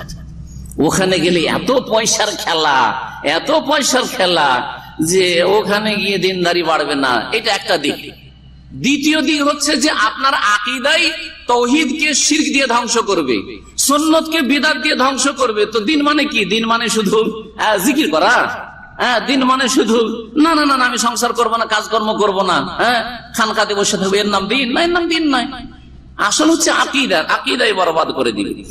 তো অনেকেই ভুল বুঝে, আর যার ফলে আমাদের দেশে একটা ধারণা আছে, যদি কোনো পরেজগার, খুব পরেজগার লোক দেখে, খুব পরেজগার লোক, এখন একটু কমেছে আলহামদুলিল্লাহ, সহি আকীদার চর্চা হয়তো কমেছে, না হলে ভারত, বাংলাদেশ, পাকিস্তানের মাদ্রাসায় আমরা লেখাপড়া করেছি, মাদ্রাসায় যদি খুব পরেজগার ছেলে দিন, খুব ধার্মিক ছেলে, আজানের আগে মসজিদে হাজির, তোর নাম দিত সুফি সাহেব। কি নাম দিত? সুফি সাহেব নাম দিত। অথচ সুফি মানে বেদাতি, আর এই বেদাতি না, ও নামাজ পড়ার জন্য আজানের আগে হাজির, ও সুফি কি করে হইল? কিন্তু একটা ভুল ধারণা, মানে সুফি মানে বেশি পরেজগার, সুফি মানে বেশ পরেজগার না, আকীদাই বরবাদ। সুফিবাদের আকীদা তাহলে কি এখন শুনেন। আচ্ছা, এই সুফি ওদের নাম হইল কি করে? এই ক্ষেত্রে 5টি কারণ বর্ণনা করা হয়েছে। সময়ের স্বল্পতার জন্য সবগুলি কারণ বর্ণনা করব না, কারণ অধিকাংশগুলো ভিত্তিহীন। আর বিস্তারিত যখন আলোচনা কখনো করবো ইনশাআল্লাহ তাআলা আমাদের ইসলামিক সেন্টারে, তখন এগুলো বিস্তারিত আলোচনা তাতে পেয়ে যাবেন। যেটি সবচাইতে সহি তাদের নিসবতের ক্ষেত্রে বা এই নামকরণের ক্ষেত্রে, সেটা হচ্ছে যে প্রথম দিকে এই যে 150 হিজরি বা তারপরে যারা এই সুফিরা দুনিয়া বিমুখতা গ্রহণ করলো আর এই ইবাদত বন্দেগী গুলো খাস তরিকাতে তারা শুরু করলো, তারা সুফের কাপড়, সুফ মানে উনের কাপড়, ওনের কাপড়, গরম মোটা কাপড়, এইসব কাপড় পরতো। আর ওটা মনে করতো যে এই কাপড় পরা হচ্ছে পরহেজগারির লক্ষণ। কিসের লক্ষণ? যেমন আমার দেশের মানুষ মনে করে যে টুপি পরা পরহেজগারির লক্ষণ, নামাজ পড়ুক আর না পড়ুক। অনেক লোক নামাজ টুপি মাথায় দিয়ে বাইরে দাঁড়িয়ে আছে, নামাজ হয়ে গেল। হ্যাঁ, তো আমাদের দেশের মানুষ মনে করে টুপি পরাটা ধার্মিকতা, তারপরে যদি ওর উপরে পাগড়ি লাগায় তাহলে আরো ধার্মিকতা, ঠিক না? তারপরে জুব্বা যদি পরে, হ্যাঁ, প্যান্ট শার্ট নাই, জুব্বা পরে, ও নামাজ পড়ুক আর না পড়ুক। অনেক বেনারসে জুব্বা পরা আছে, জুব্বা পড়লে আমাদের দেশে ও পরিষ্কার, খুব পরিষ্কার লোক। তো ওই রকমই ওই যুগে মনে করা হতো যারা সুফ ওনের কাপড় পরে, মোটা সোটা কাপড়, সব এগুলি হচ্ছে কি আল্লাহওয়ালা লোকদের লক্ষণ। ওরা এই কাপড়টা বেশি ব্যবহার করত, আর তার সাথে সাথে তাদের একটি মিছামিছি দাবি ছিল, বলছে কামাইয়া রাউন, তাদের ধারণা আন্না লুবসা সুফে দাবুল আম্বিয়া, নবী রাসূলগণ নাকি উনের কাপড় পরেছেন। নবী রাসূলরা কি পরেছেন? উনের, এই সুফের কাপড় পরেছেন। এই থেকে, এই সুফ থেকে তাদের নাম কি হলো? সুফি। আর এই সুফি ইজমা, সুফিবাদ, তাসাউফ শব্দটি ওখান থেকে এসেছে। কোরআন হাদিসে এটা জয়ীফ হাদিস ও তাসাউফ শব্দ খুঁজে পাবেন না, সুফি শব্দ কোথাও খুঁজে পাবেন, একটা জয়ীফ দুর্বল হাদিসও খুঁজে পাবেন না। কথা বোঝা গেছেন না? তো কারণ নবী সাল্লাল্লাহু আলাইহি ওয়াসাল্লামের জামানায় থাকবে তাহলে তো হাদিস খুঁজে পাবেন, সাহাবায়ে কেরামদের যুগে এই সুফিজম থাকবে, ধর্মকর্ম তাহলে না খুঁজে পাবেন। এই নামটি ওখান থেকে আসলো। এর উত্থান কখন থেকে, শুরুয়াত কখন থেকে? বলছে যে এর শুরু সম্পর্কে ইমাম শাইখুল ইসলাম ইবনে তাইমিয়া রাহিমাহুল্লাহ তিনি বলছেন যে ইন্না আউয়াল মান উরিফা বিসুফি হুয়া আবুল হাশিম আল কুফি সানাত 150। সর্বপ্রথম যেই লোকটি বলে চিহ্নিত করা হয় যে এই লোকটি হচ্ছে সুফি, এই লোকটি হচ্ছে পীরতন্ত্রের লোক, জি হ্যাঁ, তার নাম ছিল আবু হাশিম আল কুফি, কুফার লোক। কোন সালে? 150 হিজরিতে, যেই বছরে ইমাম আবু হানিফা রাহিমাহুল্লাহ, তার বাড়ি কোথায় ছিল? তার বাড়ি কুফাতেই ছিল, ইরাকের কুফা শহরে ছিল। ইন্তেকাল হয়ে গেছে, ইমাম আবু হানিফার ইন্তেকাল, আর এই আবু হাশিম কুফি, জি হ্যাঁ, এই লোককে প্রথম সুফি বলে জানা যায়। এই তাসাউফের ক্ষেত্রে, সুফিজমের ক্ষেত্রে প্রথমেই শুরু করে, আর তারপরে তখন এর নামটা বেশি পরিচিত। 3য় শতাব্দীতে, এটা এই 150 হিজরি থেকে শুরু করে 200 বছর পার হইলে তখন 3য় শতাব্দী, 200 থেকে 300 হিজরির মধ্যে সুফিইজম, এই সুফিবাদ অনেক এগিয়ে চলে যায়। আর তারপরে এর প্রচার প্রসার হয় পারস্য দেশে, ইরাকে, মিশরে, মরক্কে, আর তারপরে ধীরে ধীরে ভারতে পৌঁছে এই পারস্য দেশ থেকে, পারস্য দেশ হয়ে এই কুফা থেকে এই সুফিজম ভারতে পৌঁছে, আর তারপরে যে মুসলিম শাসন আমল, মোগল আমল, আর তারপরে যেসব মুসলিম আমল রয়েছে সেই যুগে সুফিবাদকে খুব সুবিধা মিলল, ফ্যাসিলিটি মিলল উন্নতি করার জন্য। আর এছাড়া কোনো ধর্মকর্ম আর ছিল না। সুফিদের আকীদা কি, মানে ধর্মে বিশ্বাস। সুফিদের আকীদা কোরআন সুন্নাতে যে আকীদা রয়েছে, বা কোরআন সুন্নাহ ভিত্তিক দলিল ভিত্তিক যে আকীদা রয়েছে ইসলামের, আল্লাহ সম্পর্কে, রাসূল সম্পর্কে, আখিরাত সম্পর্কে, জান্নাত সম্পর্কে, জাহান্নাম সম্পর্কে, ওলি আউলিয়া সম্পর্কে, এই সমস্ত থেকে একেবারে ভিন্ন আকীদা, একেবারে ভিন্ন আকীদা। বলছেন তাখতালিফুল আকিদাতু সুফিয়াতু আন আকিদাতিল কিতাব ওয়াস সুন্নাহ ফি উমুরিন আদিদা। অনেক ক্ষেত্রে ইসলামী আকীদা থেকে একেবারে বিপরীত আকীদা হচ্ছে, ভিন্ন আকীদা হচ্ছে সুফিদের আকীদা। তার মধ্যে একটি বিষয় হচ্ছে মাসদারুল মারিফাতি দীনিয়া। দ্বীন ইসলামের উৎস কি? দ্বীন ইসলামের মানে ইসলাম কোত্থেকে নেবেন আপনি? আপনাদের যদি জিজ্ঞাসা করা হয় তো কমন সেন্সে কতটা জানা আছে, ইসলাম কোথা থেকে নেবেন, কি বলবেন? আগে কি থেকে নেবেন? কোরআনে কারীম থেকে। যতটা কোরআনে কারীম পাবো কোরআন থেকে নেবো, ঠিক না? যখন মাসাইল আকীদা অনেক কিছু আছে, ইবাদত বন্দেগী বা হালাল হারাম কোরআনে পাচ্ছি না, তখন কোথা থেকে খুঁজবো? রাসূলুল্লাহ সাল্লাল্লাহু আলাইহি ওয়াসাল্লামের হাদিস সুন্নাতে খুঁজবো। জি হ্যাঁ, নবী সাল্লাল্লাহু আলাইহি ওয়াসাল্লাম বলেছেন দুটো জিনিস ছেড়ে যাচ্ছে, তাই না? তারাকতু ফিকুম আমরাইন লান তাদিল্লু মা তামাসসাকতুম বিমা কিতাবুল্লাহি ওয়া কিতাবুল্লাহি ওয়া সুন্নতি, আল্লাহর কিতাব আর আমার আদর্শ সুন্নাহ। তাহলে কোরআন এবং হাদিসে খুঁজবো। কোরআন হাদিস ছাড়া ফুকাহায়ে কেরামগণ তৃতীয় একটা উৎস বলে, সেটা হচ্ছে মুসলিম উম্মতের বড় বড় উলামায়ে কেরামদের ইজমা, মানে ঐক্যমত। শুধু মিছামিছি দাবি করলে হবে না। এখন আপনার ধরেন কিছু লোক একটা বেদাত করছে আর বলছে এরপরে ইজমা হয়ে গেছে। এই যে আমাদের দেশের যেটা দাবি, এটা মিথ্যা দাবি। ইজমা মানে আপনার এই মতের বিপরীত ওলামারা পাওয়া যাচ্ছে না, বা আপনাদের ওলামাদের যে ইজমা হয়েছে এত হিজরিতে, এর একটা প্রমাণ দিতে হবে, ঐতিহাসিক প্রমাণ যে কোনখানে ইজমা হয়েছে। এজন্য সঠিক মতে সাহাবায়ে কেরামদের পরে মুসলিমরা সারা পৃথিবীতে বিভিন্ন দেশে দূর দূরান্তে ছড়িয়ে যাওয়ার কারণে আর কোন বাস্তবে প্র্যাকটিক্যাল ইজমা হয়নি। ইজমার ক্ষেত্রে আরেকটি কথা মনে রাখবেন যে কোরআন এবং হাদিস বিরোধী ইজমা হতে পারে না। কোরআন হাদিসের উল্টো দিকে ইজমা হবে না, কোরআন হাদিস সমর্থিত ইজমা হইতে হবে। কোরআন হাদিস সমর্থিত ইজমা হইতে হবে। যেমন 5 ওয়াক্ত নামাজ ফরজ, ঠিক কিনা? না ইখতিলাফ আছে? আছে। মাসলা হচ্ছে দুই রকম, ইজমার মাসলা আর ইখতিলাফের মাসলা। মুজমা আলাই মানে যার উপর ঐক্যমত রয়েছে, 5 ওয়াক্ত নামাজ ফরজ, একমত কিনা? হানাফি, শাফিঈ, মালিকি, হাম্বলি, আহলে হাদিস সবাই বলছে 5 ওয়াক্ত নামাজ ফরজ। এই 5 কথা কোরআনে কারিমে না থাকলে ইশারা ইঙ্গিতে আছে, আর রাসূলুল্লাহ সাল্লাল্লাহু আলাইহি ওয়াসাল্লামের মেরাজের হাদিসে এছাড়া বহু হাদিস আছে, 5 সালাওয়াতিন ফি কুল্লি ইয়াউমিন ওয়া লাইলা, 5 ওয়াক্ত নামাজ রয়েছে। এই যে কোরআন এবং হাদিস দ্বারা প্রমাণিত 5 ওয়াক্ত নামাজ, এর উপর যে ইজমা হয়েছে এটার নাম ইজমা। আর কালকে যদি কেউ দাবি করে বা একটা দল দাবি করে যে আমাদের ইজমা হয়ে গেছে, না এখন 5 ওয়াক্ত না, মানুষের জন্য খুব মুশকিল হচ্ছে, ইন্টারনেটের যুগে গভীর রাত পর্যন্ত জাগে, ফজর পড়া মুশকিল, 4 ওয়াক্ত নামাজের উপর ইজমা হয়েছে, মানবেন নাকি? মানবেন না? মানা যাবে না, তাই না? তাহলে ইজমা কোরআন হাদিসের খেলাফ চলবে না। রমজান মাসের রোজা ফরজ, ইজমা আছে কি নাই? আছে না নাই? ইজমা রমজান মাসের রোজা ফরজ, ঠিক আছে। বাকি ইখতিলাফ কোনটাতে রোজা নষ্ট হবে না হবে কিছু ইখতিলাফ থাকতে পারে। ইসলামের উৎস, তৃতীয় উৎস হচ্ছে একমত হয়ে যাওয়া উলামা কেরাম। চতুর্থ উৎস হচ্ছে কিয়াস, মানে শরীয়ত সম্মত যুক্তি। এটা সহজ করে বোঝাবার জন্য, না হলে কিয়াসের একটা সংজ্ঞা আছে যেটা এখন সময় নিয়ে বোঝাবো না আপনাদেরকে, কিন্তু সেটা হবে শরীয়ত সম্মত যুক্তি, হাদিস বিরোধী যুক্তি না। হাদিসে একটা মাসলা আছে আর আপনি যুক্তি পেশ করছেন সেটাকে ছেড়ে দেওয়ার জন্য, পরিত্যাগ করার জন্য, এটা চলবে না। বুঝছেন কিনা? হাদিসে আছে যে উটের গোশত খেলে ওযু নষ্ট হয়ে যাবে, আপনি যদি যুক্তি পেশ করেন আরে গরুর গোশত খেলাম ওযু নষ্ট হবে না, বকরি খেলাম ওযু নষ্ট হবে না, আবার উটের গোশত খেলে কেন ওযু নষ্ট হবে না, এই যুক্তি চলবে না। এইটা না, কিয়াস মানে একটা মাসলা স্পষ্ট আয়াতে বা হাদিসে আছে, আর একটা ওর কাছাকাছি ওই রকমই সদৃশ্য মাসআলা কিন্তু ওর হুকুম পাওয়া যায় না, তখন ওটাকে এর উপরে কিয়াস করবেন। এই 4টি, কিন্তু এদের কাছে না, বলছে যে দ্বীন জানার উৎস তাদের কাছে আলাদা। কি? আকীদা। এমনকি আকীদাও তারা নেই। আকীদা দেখেন কিয়াস থেকে নেওয়া যাবে না, আকীদা কোরআন সুন্নাহ থেকে নিতে হবে। তারপর এরা বলছে আকীদা, সুফিদের আকীদা বলছে কোরআন হাদিসে নেই কিন্তু ইলহামে আছে। কি আছে? আমাদের পীর সাহেবকে কি হয়েছে? ইলহাম হয়েছে। দ্বিতীয় হচ্ছে আর একটা দাবি কিছু কিছু সুফিদের আছে যে আমাদের বড় বড় গৌস কুতুবদের কাছে ওহীও হয়। কি হয়? ওই বলছে মুসার মাকে যদি ওই হইতে পারে দাবি দেখে মুসার মাকে, আর ওরা তো খেজেরের পার্টি আবার, তো খিজির আলাইহিস সালামকে যদি ওই হয় আর মুসা আলাইহিস সালামের শরীয়তের বিপরীত কাজ করছে, মুসা আলাইহিস সালামকে আপত্তিকর লাগছে, তাহলে আমাদের পীর সাহেবরা হচ্ছে খেজেরের দল, সব হচ্ছে খিজির দল। খিজিরকে আল্লাহ স্পেশাল পাঠাচ্ছেন, আর তোমাদের পীরকে স্পেশাল পাঠিয়েছেন। এর দলিলকে নবী সাল্লাল্লাহু আলাইহি ওয়াসাল্লাম বলে গেছেন না দিনকে পূর্ণ করে গেছেন? আকমালতু লাকুম দীনাকুম। চিন্তা করুন তো দেখি কিরকম শয়তানি করে মানুষকে জাহান্নামের রাস্তায় নিয়ে গেছে। বলছে যে এগুলো হচ্ছে উৎস, হয় এলহাম, না হয় বড় বড় ওলিয়া উলিয়া গসগুতি ওহী হয়, ওয়াল ইত্তিসাল বিল জিন। আর বলছে আকীদা জিন মারফত জানা যায়, জিন দিয়েও জানতে পারে, যেটাকে বলে রুহানি। রুহানি ইলম দিয়ে আমরা জেনেছি, কি দিয়ে? রুহানি ইলম দিয়ে। কোরআন হাদিসে না, কিন্তু রুহানি ইলম আমাদের পীর সাহেব জেনেছে।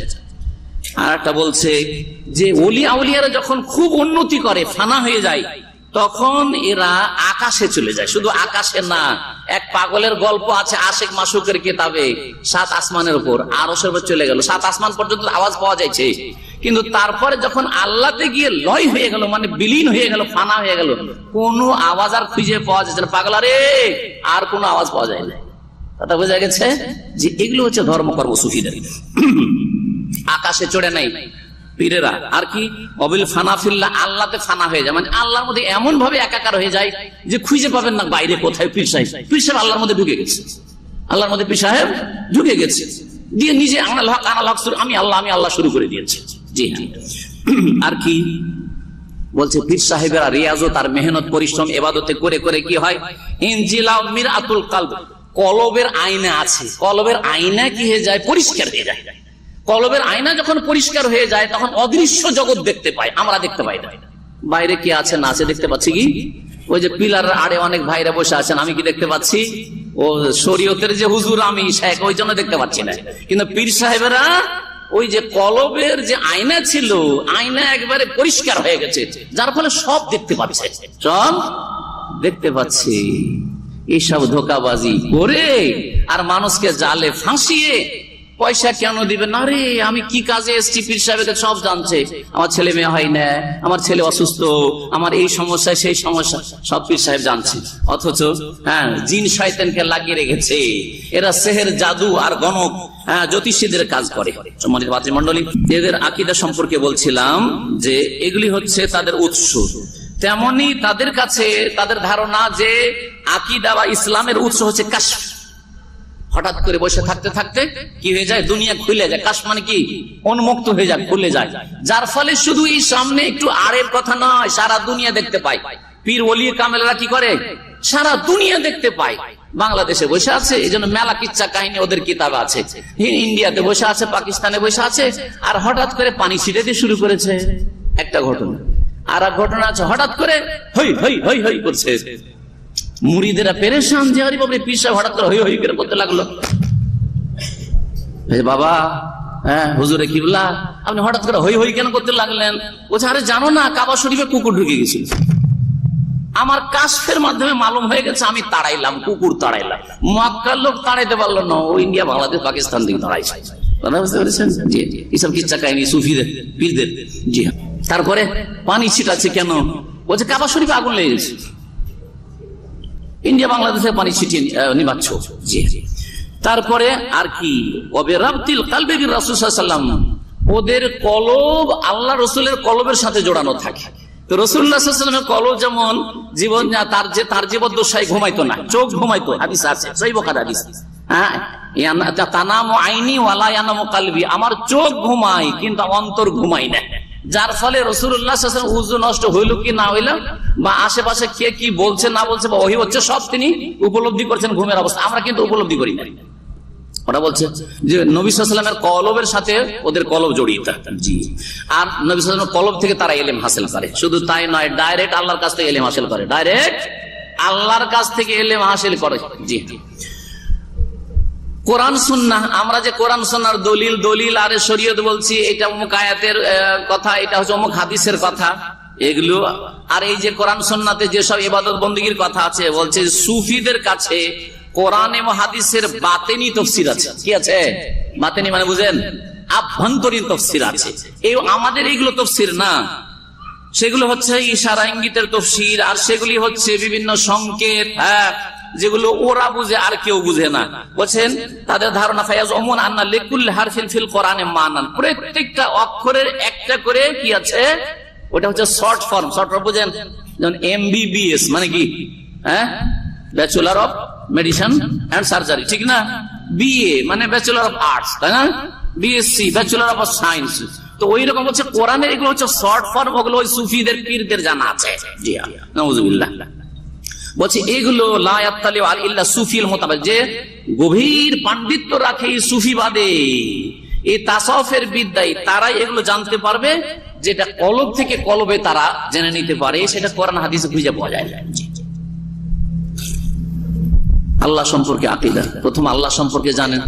আল্লাহ সম্পর্কে আপনাদের আকীদা কি, কোরআন সুন্নাহ কি বলে, ওটা বলার সময় নাই, কারণ কোরআন সুন্নাহ কি বলে ওটা শিখছেন মাশাআল্লাহ শেখ রবির কাছে, শেখ শরীফের কাছে, আর তারপরে আলহামদুলিল্লাহ যারা সৌদি আরবে থাকছেন আল্লাহ সম্পর্কে, আল্লাহ কোথায়? আসমানের উপরে, তার আরশে সমুন্নত, ঠিক না? তারপরে আল্লাহ রাব্বুল আলামিনের কাজের ক্ষেত্রে আল্লাহ এক, আল্লাহর ইবাদত ক্ষেত্রে আল্লাহ এক, আল্লাহর নাম গুণাবলীর ক্ষেত্রে জানা আছে তাওহীদ 3 প্রকার ইত্যাদি, এবং আল্লাহ রাব্বুল সম্পর্কে যেসব জ্ঞান এখানে চর্চা করা হয় আলহামদুলিল্লাহ জানেন আপনারা। সুফিদের কাছে আল্লাহ সম্পর্কে সুফিদের আকীদা কি? একটি আকীদা হচ্ছে হুলুলের আকীদা। হুলুল, হুলুল মানে কি? হাল্লা ইয়াহুল্লু, হাল্লা ইয়াহুল্লু মানে একাকার হয়ে যায়। হাল্লা ইয়াহুল্লু মানে এমন ভাবে একাকার হয়ে যাওয়া যে পরে যদি বলা হয় যে পৃথক করো, তো পৃথক করা সম্ভব না, আলাদা করো, আলাদা করা সম্ভব না। যেমন এই পানি আছে না, নেই, একটু চিনি নিয়ে আসলেন, ধরেন চিনি নিয়ে আসার পরে এই পানিতে যদি দিয়ে দেন, তো 1-2 মিনিট পরে চিনি আর আলাদা থাকবে? গলে যাবে। চিনিটা যখন গলে যাবে, তারপরে যদি বলা হয় আপনাকে এখন আপনি চিনিটাকে আলাদা করে দেন, আপনাকে এইখানে বসে করে দিতে হবে। হতে পারে সায়েন্সের যুগে আপনি কোন রকম বুদ্ধি করবেন, সেই জন্য কোনো যন্ত্রপাতি দিয়ে না, এখানে বসে যদি আপনি চিনিকে আলাদা করে দেন, পানিকে আলাদা করে দেন, চিনিটা গলে যাওয়ার পরে নাম কি হয়েছে? পানিটা নাম শরবত হয়ে গেছে, তাই না? পানিটার নাম শরবত হয়ে গেছে। এখন আপনাকে বলা হচ্ছে চিনি আলাদা করে দেন, পানি আলাদা করে দেন, 1 লক্ষ রিয়াল দিয়ে আরামসে বাড়ি চলে যায় 1 লাখ টাকা নিয়ে। এত খাটাখাটি দরকার পারবেন? একাকার হয়ে গেছে, আর সম্ভব না, তাই না? তো এই সুফিদের আকীদা আল্লাহ সম্পর্কে, যে আল্লাহর যারা এই সুফি বান্দা, যারা পীর এক কথায়, তারা মেহনত পরিশ্রম আর এইসব ধ্যান করতে করতে করতে এমন হয়ে যায় যে আল্লাহর মধ্যে ফানা হয়ে যায়, এমন ভাবে আল্লাহর মধ্যে ফানা লয় বা বিলীন হয়ে যায় যে তারপরে যদি ওই সুফিকে বলা হয় যে তুমি আলাদা আর আল্লাহ আলাদা, না না না, যিনি আল্লাহ তিনি হচ্ছেন হুসেন মানসুর হাল্লাজ, যিনি আল্লাহ তিনি হচ্ছেন হুসেন মানসুর হাল্লাজ। এই জন্য হুসেন মানসুর হাল্লাজ কি বলতো? আনাল হক আনাল হক আনাল হক আনাল হক। হুসেন মানসুর হাল্লাজ আমাদের দেশের খুব বড় পীর, ঠিক না? জানেন তার খবর? তার বাড়ি ছিল ইরাকে। সুফিদের জীবনের একটা আলোচনা হবে সংক্ষিপ্ত, যে এরা কোথাকার ছিল আর কি এদের শিরকি কুফরি আকীদা ছিল।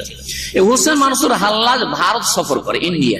ভারত সফরকে হিন্দুদের বড় বড় যারা সাই বাবা, বড় সাধু সন্ন্যাসী আর বড় বড় যারা ধর্মগুরু, তাদেরকে শিষ্যত্ব গ্রহণ করে, আর তাদের কাছ থেকে হিন্দু ধর্মের থিওরি গুলি শিখার পরে ওই সবগুলি নিয়ে আসার পরে বললাম যে ইসলাম ধর্মের লেবাস পোশাক পরিয়ে দিয়ে তখন একটি নতুন আকীদা পোষণ করে, যার নাম হচ্ছে হুলুলের আকীদা। কিসের আকীদা?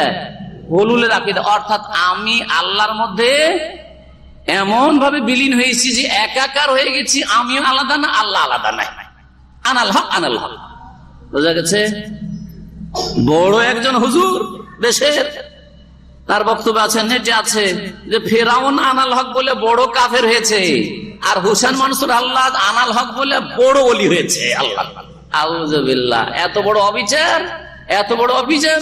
এইটাই তো আপনারা করেছেন, যে এক লোক দুর্গাকে সেজদা করে কাফের মুশরিক হয়ে গেল, হিন্দু হয়ে গেল, আর আরেকজন দরগাকে সেজদা করে আল্লাহর বড় খাস বান্দা হয়ে গেল। না, এইরকম জুলুম অত্যাচার কি জবাব দিবেন কিয়ামতের দিনে?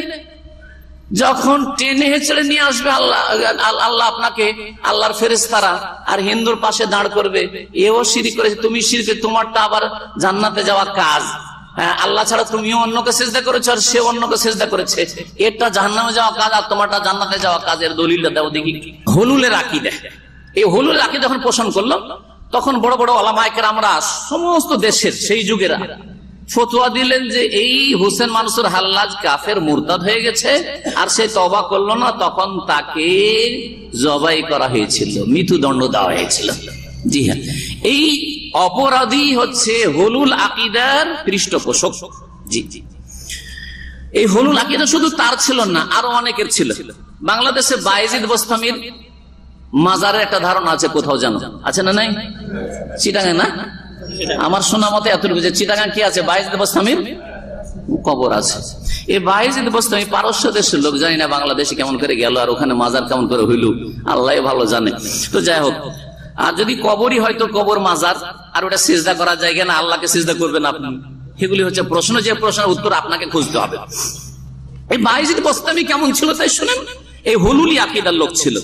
বলছেন যে সুফিদের আকিদা হলুল সম্পর্কে, ইয়ানি আইয়াকুনা সুফি ইলাহান ওয়া রাব্বান, সুফি নিজে আল্লাহতে একাকার হয়ে নিজে এলাহ হয়ে যায়, নিজে রব হয়ে যায়। আলামুল গায়বা করলো, এই সুফি পীর সাহেব পীরে কামেল সমস্ত গায়বের খবর জানে, কামাই আলামুল্লাহ, যেমন আল্লাহ জানছে, কারণ তার মধ্যে আল্লাহবাদ, সে আল্লাহর মধ্যে ঢুকে পড়েছে। হাইসু আন্নাল হাদাফা সুফি ওয়াল উসুল ইলা মাকামিন নবুয়া, প্রথম হচ্ছে ফানাফির রাসূল, তার আগে ফানাফির শাইখ, পীরের মধ্যে যেই পীরের মুরিদ ছিল, যার খলিফা পরে হবে সে, তার মধ্যে ফানা হলো, তারপরে রসুলে ফানা হলো, ফানাফির রসুল, আর তারপরে ফানাফিল্লাহ হয়ে গেল। যখন পৌঁছে গেল উন্নতি করতে করতে কোথায়, বলছে এলা মাকামিল উলুহিয়াত ওয়া রুবুবিয়্যাহ, যখন আল্লাহর মধ্যে ফানা হয়ে গেল। বায়েজিদ বোস্তামি তৃতীয় শতাব্দীর একজন সুফি পীর ভণ্ড, সে বলছে, তার কথা শোনেন, ইয়াকুলু ইমাম ইবনে তাইমিয়া রাহিমাহুল্লাহ আর অনেক উলামায়ে কেরামরা এই উক্তিগুলো নকল করেছেন, কিতাবে মওজুদ আছে, আরবি কিতাবে। বলছে রাফানি মাররাতান ফাকামনি বাইনা ইয়াদাই, বলছে আল্লাহ আমাকে একবার উপরে উঠিয়ে নিলেন, আর ওর সামনে উঠিয়ে নিলেন। বুঝছেন না, বায়েজিদ বোস্তামিকে আল্লাহ কোথায় উঠালেন? আল্লাহর সামনে উঠালেন, ওঠার পরে সামনে দাঁড় করে দিলেন। ওয়াকাল আলী, আর আল্লাহ আমাকে বলেন, ইয়া আবা ইয়াজিদ, এই বায়েজিদ বোস্তামির নাম ছিল আবু ইয়াজিদ। বলছে হে আবু ইয়াজিদ, ইন্না খালকি ইউহিব্বুনা আন ইয়ারাউকা, আমার সৃষ্টি তোমাকে দেখতে চাইছে, মানে তুমি আমি হয়ে গেছো, হ্যাঁ, বা আমি তুমি হয়ে গেছি একাকার। এখন আল্লাহকে দেখতে চাই, তো আমি তো যাব না, তুমি, তোমাকে দেখলে আল্লাহকে দেখা হয়ে যাবে, কারণ তুমি তো আল্লাহ হয়ে গেছে। এখন কি হয়েছে, তুমি, তোমার মাঝে আমার মাঝে আর কোনো পার্থক্য নেই। ইন্না খালকি ইউহিব্বুনা আন ইয়ারাউকা ফাকুলতু, তোমাকে দেখতে চাই যখন বললো, তখন এই বায়েজিদ বোস্তামি বলল, যায়্যিননি বিওয়াহদানিয়াতিকা, যখন আমাকে দেখতে চাই তাহলে আপনার ওয়াহদানিয়াত মানে একত্ব দিয়ে আমাকে সুসজ্জিত করে দেন, মানে আপনার একত্বটা আমাকে দিয়ে দেন, মানে আমাকে একাকার করে দেন আপনার ভিতরে। ওয়া আলবিসনি আনানিয়াতাকা, আর আপনার যে আমিত্ব আছে, আপনি যে একক, সেই পোশাক আমাকে পরিয়ে দেন। ওয়ারফানি ইলা আহাদিয়া থেকে, আহাদ মানে কি, কুল হু আল্লাহু, আল্লাহ একক, বলছে যে আপনার যে আহাদিয়াত আছে সেই মাকামে আমাকে উঠিয়ে দেন, সেই স্তরে আমাকে উঠিয়ে দেন, মানে আমি একক হয়ে গেলাম। যিনি আল্লাহ তিনি হচ্ছেন বায়েজিদ বোস্তামি। তাআলাল্লাহু আম্মা ইয়াকুলুনা উলুওয়ান কাবীরা। এ হচ্ছে সুফিদের একটি আকীদা। সুফিদের দ্বিতীয় আকীদা হচ্ছে আল্লাহ সম্পর্কে ওয়াহদাতুল ওজুদ। এই ওয়াহদাতুল ওজুদের আকীদার প্রতিষ্ঠাতা হচ্ছে আর প্রবর্তক হচ্ছে ইবনে আরাবী। সে পশ্চিম মরক্কো থেকে বা স্পেন থেকে, তখন আন্দুলুস নাম ছিল, সেখান থেকে এসে এই ইরাকে বসবাস করে এই একটা নতুন কুফরি আকীদা পেশ করে, এর চাইতে উন্নত। সেটা হচ্ছে পার্থক্যটা হলুল হচ্ছে কি, যে রিয়াজত ইবাদত আর ধ্যান করতে করতে আল্লাহর মধ্যে লয় হয়ে যায়, তাহলে খাস লোকেরা, সবাই হইতে পারে না, খাস লোকেরা যারা অতদূর পারে মেহনত পরিশ্রম করতে। আর ওয়াহদাতুল ওজুদ হচ্ছে যে সমস্ত কিছুর অস্তিত্ব এক, স্রষ্টা আল্লাহ এবং সৃষ্টির অস্তিত্ব এক, অর্থাৎ আল্লাহ সবকিছুতেই বিরাজমান আর আল্লাহ সর্বত্র বিরাজমান। সুতরাং আল্লাহ রাব্বুল আলামিন আপনাদের প্রত্যেকের ভিতরে আছেন, আপনি আর আল্লাহতে কোনো পার্থক্য নেই। যিনি আল্লাহ উনি হচ্ছেন আপনি, সবকিছুতে আল্লাহ রাব্বুল আলামিন। শুধু মানুষ না, বরং সবকিছুতে, এই যে এসি আছে, পিলার আছে, এই যে বিল্ডিং আছে, এই যে টেবিল আছে, সবকিছুতে আল্লাহ আছে। এমনকি একটা মূর্তি হিন্দুদের দাঁড় করা আছে, তাতেও কি আছে, আল্লাহ আছে। একটা কুকুর আছে, তাতেও আল্লাহ আছে। শুকুর আছে, তাতেও আল্লাহ আছে। বকরি ছাগল আছে, তাতেও আল্লাহ আছে। অনেক উক্তি এরকম আছে।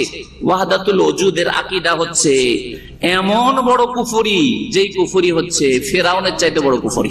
কারণ ফেরাউন নিজেকে আল্লাহ বললেও মানে মিশরের মালিক আমি এই হিসেবে আল্লাহ বলেছে, কিন্তু সে যখন মুসা আলাইহিস সালাম সম্পর্কে বলল হামানকে, তার প্রধানমন্ত্রীকে, যে মুসার নাকি রব আকাশে আছে, তখন কি বলেছিল? ইয়া হামানু ইবনে লি সারহান, হে হামান আমার জন্য একটা উচ্চ অট্টালিকা তৈরি করো, উঁচা একটা টাওয়ার তৈরি করো, সারহান আত্তালেও ইলা ইলাহে মুসা, আমি ওই টাওয়ারে চড়ে মুসার এলাকে দেখবো কোথায় আছে। তাহলে ফেরাউনের কি বিশ্বাস ছিল যে আল্লাহ কোথায় আছে? হ্যাঁ, উঁচাতে আছে, আকাশে আছে, উঁচা টাওয়ারে চড়ে আল্লাহকে দেখবো, ঠিক কিনা? পক্ষান্তরে ইবনে আরবির বা সুফিদের ওয়াহদাতুল ওজুদের আকীদা হচ্ছে যে আল্লাহ সবকিছুতেই আছে, সবকিছুতে। আল্লাহ সৃষ্টি থেকে ভিন্ন না, আল্লাহ সৃষ্টি থেকে ভিন্ন না, এ হচ্ছে কুফরি আকীদা তাদের। রাসূল সম্পর্কে তাদের আকীদা শুনেন সাল্লাল্লাহু আলাইহি ওয়াসাল্লাম। রাসূলুল্লাহ সাল্লাল্লাহু আলাইহি ওয়াসাল্লাম সম্পর্কে তাদের আকীদা ভিন্ন ভিন্ন আকীদা পাওয়া যায়। কিছু পীরের একরকম, কিছু পীরের আরেক রকম। এক শ্রেণীর পীরের আকীদা শুনেন। বায়েজিদ বোস্তামির একটা উক্তি অনেকগুলি কিতাবে, এমনকি বাংলা পীরদের কিতাবেও আছে, আমি সেখান থেকে পড়েছি, ওই উক্তিটা শোনাই।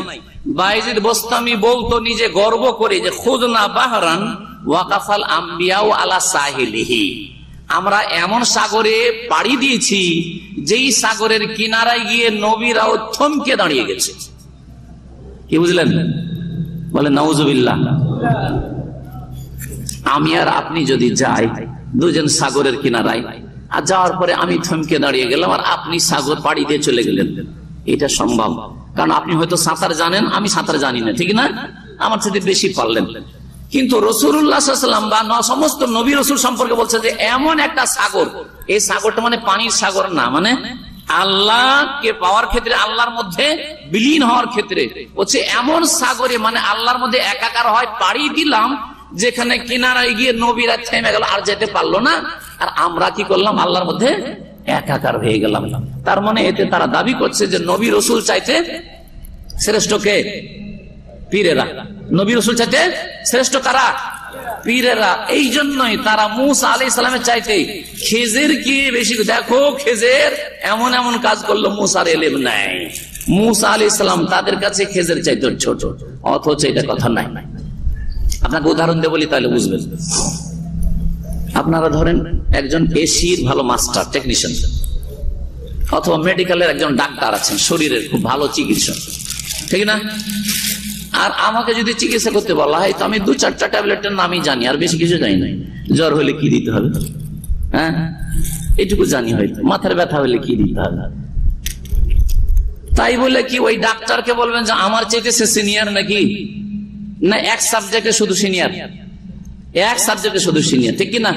আর বাকি সার্বিক দিক থেকে যদি দেখা হয়, সার্বিক দিক থেকে, হ্যাঁ, ওই ডাক্তারকে বা ওই এসি টেকনিশিয়ানকে যদি জিজ্ঞাসা করা হয় আল্লাহ সম্পর্কে, তৌহিদ কত প্রকার জানেন, দিনের 3টা মূলনীতি জানেন না, দিনের 3টা স্তর জানেন না, হ্যাঁ, ইমানের শাখা প্রশাখা কয়টা জানেন না, ইমানের 6টি রুকুন তার খবর নাই, হ্যাঁ, ঠিক কিনা? তো মুসা আলাইহিস সালাম আর খেজেরের ঘটনা বর্ণনা, আর মনে রাখবেন যে খেজের আলাইহিস সালাম এদের মতো সুফি আর ওলি ছিলেন না, বরং সঠিক মতে মুসা আলাইহিস সালাম যেমন নবী ছিলেন, তেমনি খেজের আলাইহিস সালাম একজন নবী ছিলেন। এই জন্য আল্লাহর পক্ষ থেকে তার কাছে ওহী হয়েছে, এবং তিনি এমন কিছু জ্ঞান রাখতেন যেটা মুসা আলাইহিস সালামের কাছে ছিল না, আর মুসা আলাইহিস সালামের কাছে এমন জ্ঞান ছিল যেই জ্ঞানটা খেজের আলাইহিস সালামের কাছে ছিল না। এই কথাটি খুদ নিজেই খেজের আলাইহিস সালাম বলেছেন সহিহ বুখারীর হাদিসে। মুসলিমের যে খেজেরের ঘটনা আর মুসা আলাইহিস সালামের ঘটনা রয়েছে, তাতেই ওই সূরা কাফের আয়াতগুলি তাফসিরে রয়েছে যে ইন্নী আলা ইলমিন আল্লামানিল্লাহ, আমি এমন ইলম জানি যেটা আমাকে আল্লাহ শিখিয়েছেন। হে মুসা আলাইহিস সালাম, আপনি জানেন না, ওয়া আনতা আলা ইলমিন, আপনার কাছে এমন ইলম আছে, আল্লামাকাল্লাহ, আল্লাহ আপনাকে সেই ইলম দান করেছেন, আমি জানি না, মা আলামু, আমি সেই ইলম জানি না। বুঝা গেছে? মুসা আলাইহিস সালাম আল্লাহ রাব্বুল আলামিনের কলিম। মুসা আলাইহিস সালাম উম্মতের সংখ্যা নবী সাল্লাল্লাহু আলাইহি ওয়াসাল্লাম উম্মতের পরে সবচেয়ে বড় সংখ্যা। মুসা আলাইহিস সালাম 5 জন সবচেয়ে শ্রেষ্ঠ রাসূল, তার একজন। আর সুফিরা তাদের স্বার্থ হাসিলের জন্য এই খেজেরের কথা বর্ণনা করে। বিস্তারিত খেজের সম্পর্কে আরো একটা আলোচনা করবো ইনশাআল্লাহ, তখন জানবেন। আজকে সময় যেহেতু লম্বা হয়ে যাচ্ছে, আমি তাড়াতাড়ি শেষ করছি। তাহলে সুফিদের একটা দল নবীর চাইতে পীরদেরকে, সুফিদেরকে শ্রেষ্ঠ মনে করে, তার একটা উক্তি বাইত মুসলিমের বললাম। আর একটা দল আবার রাসূলুল্লাহ সাল্লাল্লাহু আলাইহি ওয়াসাল্লাম সম্পর্কে এত অতিরঞ্জন করে, এত বাড়াবাড়ি করে রাসূলুল্লাহ সাল্লাল্লাহু আলাইহি ওয়াসাল্লাম সম্পর্কে, যে তারা বলে যে যিনি আল্লাহ তিনি রাসূল। যে আল্লাহ আরশে ছিলেন সে আল্লাহ মদিনায় নেমে এসেছেন। হ্যাঁ, যে আল্লাহ আরশে ছিলেন সে আল্লাহ কোথায় নেমে এসেছেন? মদিনায় নেমে এসেছেন। আরবি তো এইরকম কবিতা তাদের আছে, উর্দু কবিতা একটা মুখস্থ আছে, বাংলাগুলো জানি না, কবিতা থাকতে পারে। উর্দুর একটা দুটো লাইন মুখস্থ আছে, বলছি। আহমদ রেজা খানের কিতাবাদিতে, বেরেলভিদের কিতাবাদিতে আছে ভারতে, ওহি जो मुस्तवी अर्श थे खुदा बनकर उतर पड़ा मदीने में मुस्तफा बनकर। তিনি যে সমুন্নত ছিলেন, মুস্তবি আরশ থে, আরশে সমুন্নত ছিলেন কি হয়ে? খোদা বানকার মানে আল্লাহ হয়ে। উতার পড়া মানে নেমে পড়লেন, মদিনা মে, মদিনায় কি হয়ে? মুস্তফা হয়ে। বুঝলেন না? তার মানে যিনি আল্লাহ তিনি হচ্ছেন হ্যাঁ রাসূল মুস্তাফা সাল্লাল্লাহু আলাইহি ওয়াসাল্লাম। নাউযুবিল্লাহ, কত বড় কুফরি, কত বড় কুফরি! এটা ইসলাম ধর্ম, এটা কোরআন শিখিয়েছে, হ্যাঁ এটা ইসলাম শিখিয়েছে, এটা রাসূলের হাদিস শিখিয়েছে। আউযুবিল্লাহ। আর একটা তাদের কবিতার একটা অংশ আছে, কবিতা মুখস্থ নেই, কিন্তু তাতে বলতে চেয়েছে যে আল্লাহ আর রাসূলের পার্থক্য শুধু মিমের। কিসের পার্থক্য? শুধু মিমের পার্থক্য। মিম লাগাইলে মোহাম্মদ হয়ে যায়, আর মিম সরাইলে আল্লাহ হয়ে যায়। শুধু এতটুকু, আহমদ আর আহাদ, আহমদ আর আহাদ। কুল হু আল্লাহু আহাদ যখন বললেন তখন আল্লাহ হইলেন, আর আহমদ যখন ওয়ামুবাশশিরান বিরাসূলিন ইয়াতি মিন বাদি ইসমুহু আহমদ। শুধু মিমের পার্থক্য, মিমটা টেনে নেন, আহমদ কি হয়ে যাবে? আহাদ হয়ে যাবে। এত অতিরঞ্জন আরেক দল সুফিরা করেছে রাসূলুল্লাহ সাল্লাল্লাহু আলাইহি ওয়াসাল্লাম সম্পর্কে। আরো তারা বলেছে, আরো ওলামারা তাদের সম্পর্কে লিখেছেন সুফিদের সম্পর্কে, যে সুফিদের ধারণা ইয়াতাকিদুল বাদ মিনাস সুফি আন্না রাসূল হুয়া কুব্বাতুল কওন। রাসূল সাল্লাল্লাহু আলাইহি ওয়াসাল্লাম হচ্ছেন সারা বিশ্বের কি গম্বুজ। সারা বিশ্বের কি গম্বুজ? কুব্বা মানে গম্বুজ, সারা দুনিয়ার গম্বুজকে রাসূল সাল্লাল্লাহু আলাইহি ওয়াসাল্লাম। ওয়া হুয়া আল্লাহু আল মুস্তাওয়ি আলাল আরশ, আর তিনি রাসূল আরশে, যিনি রাসূল তিনি আরশে আছেন। ওয়া আন্না সামাওয়াতি ওয়াল আরদ ওয়াল আরশ ওয়াল কুরসি কুল্লুল কায়নাত খুলিকাত মিন নূরিহি। আর আসমান, জমিন, আরশ, কুরসি, সমস্ত সৃষ্টি, মানুষ, জিন, গরু, ছাগল, পাহাড়, পর্বত, গাছপালা, নদ নদী, সবকিছু কুল্লুল কায়নাত খুলিকাত সৃষ্টি হয়েছে নবীর নূরে। এটা শোনেন না আমাদের দেশে? শোনেন না? সবকিছু নবীর নূরের পয়দা। আর এই মর্মে একটা জাল কথা বয়ান করে বলে হাদিস শরীফে আছে। কোন হাদিসের কিতাবে খুঁজে পাবেন না। এই মিলাদি বেদাতীদের কিতাবে আর মাজারপন্থীদের কিতাব ছাড়া কোন হাদিসে, না কুতুব সিত্তা 6টি হাদিসের কিতাবে পাবেন, না মুসনাদ আহমদে পাবেন, না দারকুতনিতে পাবেন, না বাইহাকিতে পাবেন, কোন কিতাবে পাবেন না। আউয়ালা মা খালাকাল্লাহু নূরি, কি সর্বপ্রথম আল্লাহ কি সৃষ্টি করলেন? আমার নূর সৃষ্টি করলেন। কুল্লুল খালায়েক মিন নূরি, আর সমস্ত সৃষ্টি কিসে? বলছে আমার নূরে। তো আমরা সৃষ্টি কিনা? আমরা কার নূরে? নবীর নূরে। হ্যাঁ, কি কার নূরে? নবী হলেন আল্লাহর নূরে, আর আমরা হইলাম নবীর নূরে। তো আমরা কি নূর হইতে বাকি থাকলাম নাকি? ভালো করে বুঝছেন না? বুঝছেন না? আবার হাদিসটা পুরোটা বলি। আউয়ালা মা খালাকাল্লাহু নূরি, সর্বপ্রথম আমার নূর আল্লাহ পয়দা করলেন। ওয়া কুল্লুল খালায়েক মুনি, সমস্ত সৃষ্টি, শুধু মানুষ না, গাছ পালা, পাহাড়, পর্বত, নদী, নালা, সবকিছু কি দিয়ে তৈরি করলেন? এমনকি কুকুর, শিগাল, শুকুর। শুকুর এত বড় হারাম পশু, এটা তো মাখলুক। ওয়া কুল্লুল খালায়েক, সমস্ত সৃষ্টি কি দিয়ে তৈরি?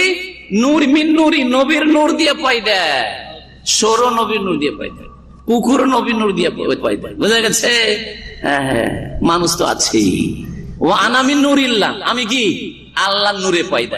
তো আল্লাহর নূরে নবী হইলেন। এখন খোলাসা শুনে, আল্লাহর নূরে নবী আর নবীর নূরে আমরা সবাই। তাহলে আমরা কি নূর হইতে বাকি থাকলাম? আমরাও তো সবাই নূর, আমরাও তো সবাই নূর। তো আমাদেরকে মাটির মানুষ কেন বলছেন? আর আমাদের দেশের বিদাতিরা যেমন বলছেন নবীর নূরের পয়দা, মাটির পয়দা না, তো আমরাও তো নবীর নূরে, তো আমরাও তো ভাগ পেয়েছি, আমরাও নূরের পয়দা। কালকে থেকে যারা নূরে বিশ্বাসী, যে নবীর নূরে পয়দায় বিশ্বাসী, ভ্রান্ত বিশ্বাস রাখেন, তারা বলবেন আমরাও নূরের পয়দা, আমরা মাটির না। কিসের? আমরা নূরের পয়দা। কারণ ওই হাদিসে আছে, যে হাদিস এই বিদাতিরা পেশ করে থাকে, জাল কথা, মিথ্যা কথা। আল্লাহ কোরআনে কারিমে শুধু আমাদের সম্পর্কে না, সমস্ত মানব জাতি সম্পর্কে বলছে, ইন্নী খালিকুন বাশারাম মিন তিন। এই আয়াতটি কোরআনের দুই জায়গায় আছে। একটি জায়গায় সূরা সদে পাবেন আপনি, ইন্নী খালিকুন, আমি সৃষ্টি করব, আল্লাহ বলছেন, বাশারান, মানুষকে, মিন তিনিন, কাদামাটি দিয়ে। কি দিয়ে? কাদামাটি দিয়ে আল্লাহ বলছেন তৈরি করব। একটা আয়াত রাখেন, মনে রাখেন, বলবেন না। আর এক আয়াতে আল্লাহ বলছেন, কয়েক জায়গায় আয়াত রয়েছে, তার মধ্যে একটি আয়াত সূরা কাফের শেষ দিকে, কুল, হে নবী বলে দাও, ইন্নামা আনা বাশারুম মিসলুকুম, নিশ্চয়ই আমি তোমাদের মতো একজন বাশার। বাশার মানে তোমাদের মতো একজন, আমি কি? মানুষ। তো নবী হলেন কি? আমাদের মতোই, মর্যাদার ক্ষেত্রে নয়, ঈমানের ক্ষেত্রে নয়, ইলমের ক্ষেত্রে নয়, কিসের ক্ষেত্রে? সৃষ্টির ক্ষেত্রে আমাদের মতোই তিনি মানুষ। আমরা যেমন মানুষ হয়ে সৃষ্টি হয়েছি, নবী সাল্লাল্লাহু আলাইহি ওয়াসাল্লাম মানুষ হয়ে সৃষ্টি হয়েছেন, বাশার, তাই না? এই আয়াতটা মনে রাখেন। আর আগের আয়াতটা কি বললাম? আল্লাহ বলছেন বাশারকে তৈরি করব কি দিয়ে? মাটি দিয়ে, কিন্তু নবীকে নূর দিয়ে, নাকি আছে? দুই আয়াতের সমষ্টি কি প্রমাণ করলে যে নবী কিসের পয়দা? নবী হচ্ছেন বাশার। সুতরাং নবী কিসের পয়দা? মিন তিনিন, মাটি দিয়ে। যেমন আদম মাটি দিয়ে তৈরি, নূহ আলাইহিস সালাম মাটি দিয়ে তৈরি, মুসা আলাইহিস সালাম মাটি দিয়ে তৈরি, ইব্রাহিম আলাইহিস সালাম মাটি দিয়ে তৈরি, আপনি আমি মাটি দিয়ে তৈরি, তেমন মুহাম্মদুর রাসূলুল্লাহ সাল্লাল্লাহু আলাইহি ওয়াসাল্লাম সেই মাটির মানুষ। অবশ্যই এতে কোনো সন্দেহ নেই, এটা হচ্ছে কোরআনী আকীদা। আর যেই ব্যক্তি বলবে আল্লাহর নূরে পয়দা, কারণ বিদাতীদের, সুফিদের একটা আকীদা যে নবী কার পয়দা? আল্লাহর নূরে পয়দা। তো নূরটা অংশ হইল কি না? কার অংশ হইল? আল্লাহর অংশ। এটা ওই রকমই শিরকি কুফরি আকীদা, যেমন খ্রিস্টানদের আকীদা যে ঈসা হচ্ছে ইবনুল্লাহ। ঈসা কি? আল্লাহর পুত্র। ঈসা আলাইহিস সালাম হচ্ছে আল্লাহর পুত্র। পুত্র বাপের অংশ হয় কি হয় না?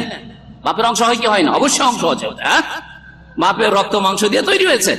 হ্যাঁ, তো পুত্র যেমন আল্লাহর অংশ, যখন আল্লাহর পুত্র হয়ে গেল, সেই জন্য খ্রিস্টানরা কাফের, আল্লাহ তাদেরকে কাফের বলে ঘোষণা করেছেন, মুশরিক বলে ঘোষণা করেছেন। ঠিক তেমনি যারা বলবে যে নবী নূরুল্লাহ, আল্লাহর নূরে পয়দা, আল্লাহর অংশ সাব্যস্ত করলো, সুতরাং তারাও বড় শিরক করলো, বড় শিরক করলো, বড় শিরকি আকীদা রাখলো। রাসূল সম্পর্কে সাল্লাল্লাহু আলাইহি ওয়াসাল্লাম বললাম যে এই ভ্রান্ত আকীদা তাদের। ওলিয়া আউলিয়া সম্পর্কে তাদের আকীদা, ওলিয়া আউলিয়া সম্পর্কে তাদের অনেক ভ্রান্ত আকীদা আছে। তার মধ্যে একটি আকীদা যে ওলি কাকে বলা হয়, বলছে মাইয়াতাওয়াল্লাহু সুবহানাহু আমরাহু, আল্লাহ যেই লোকের সব দায় দায়িত্ব নিয়ে নিয়েছে, সব দায় দায়িত্ব নিয়ে নিয়েছে, ফালা ইয়াকিলুহু ইলা নাফসিহি লাহযা, এক মুহূর্তের জন্য তাকে আল্লাহ ছেড়ে দেন না। ও হাকিকাতুল ওলি ইনদা সুফিয়া, সুফিদের কাছে ওলির মর্ম কথা হচ্ছে যে আন্নাহু ইউসলাবু মিন জামিই সিফাতিল বাশারিয়াতে, যেই ব্যক্তি ওলি হবে সে মানুষের যতগুলি বৈশিষ্ট্য আছে সবগুলি তার কাছ থেকে নিয়ে নেওয়া হয়েছে। মানুষ আর অন্য, সে মানুষ না, মানুষের যে গুণগুলি ছিল, মানুষের যে স্বভাবগুলি ছিল, সবগুলি আল্লাহ তার কাছ থেকে বের করে নিয়েছেন। ওয়া ইয়াতাহাল্লা বিল আখলাকিল ইলাহিয়াতি যাহিরান ওয়া বাতিনান, আর তারপরে সে খোদাই বৈশিষ্ট্য গ্রহণ করেছে। মানুষের বৈশিষ্ট্য শেষ, আর আল্লাহর উলুহিয়াতের বৈশিষ্ট্য, আল্লাহর গুণগুলি তার মধ্যে চলে এসেছে, জাহিরি বাতিনি। সুতরাং কি হয়ে যায়? ওয়ায়াসালু ইলাল মুসাওয়াতি মা আল্লাহ সুবহানাহু ওয়া তাআলা, তারপর আল্লাহর বরাবর হয়ে গেছে, আল্লাহর সমকক্ষ, সমতুল্য হয়ে গেছে ওলিরা, পীরেরা। হাইসু ইয়াতাকিদু সুফিয়াতু ফিল আউলিয়া, তাদের আকীদা, সুফিদের আকীদা ওলি আউলিয়া সম্পর্কে, বিআন্না লাহুল কুদরা, এই ওলি আউলিয়া যারা গৌস, কুতুব, আবদাল, ওদের বিভিন্ন স্তর আছে তাদের কাছে। এইসব স্তর কোরআন হাদিসের এর হদিস কোথাও পাবেন না, কিন্তু তাদের ধর্মে কর্মে আছে। বলছে যে ওদের ক্ষমতা আছে। কি ক্ষমতা? বলছে আলা ইনজালিল মাতার, ইচ্ছা করলে পীর সাহেব ইশারা করে মেঘ থেকে বৃষ্টি নামাইতে পারে। ওয়া শেফাইল আমরাদ, ইশারা করে, শুধু ইশারা করে রোগ ভালো করতে পারে। ওয়া ইহাইল মাউতা, মৃতকে জীবিত করতে পারে। ওয়া হিফজুল আলাম মিনাদ দামার, আর আল্লাহ কোথাও ধ্বংস করতে চাইছেন থামিয়ে দিতে পারে। আল্লাহ কোন দেশকে ধ্বংস করতে চাইছেন, ভূমিকম্প দিতে চাইছেন, তারা কি করতে পারে? জমিনকে ধরে রেখে দিতে পারে। এই কথাগুলি যদি জানতে হয়, বাংলা কিতাব পাবে।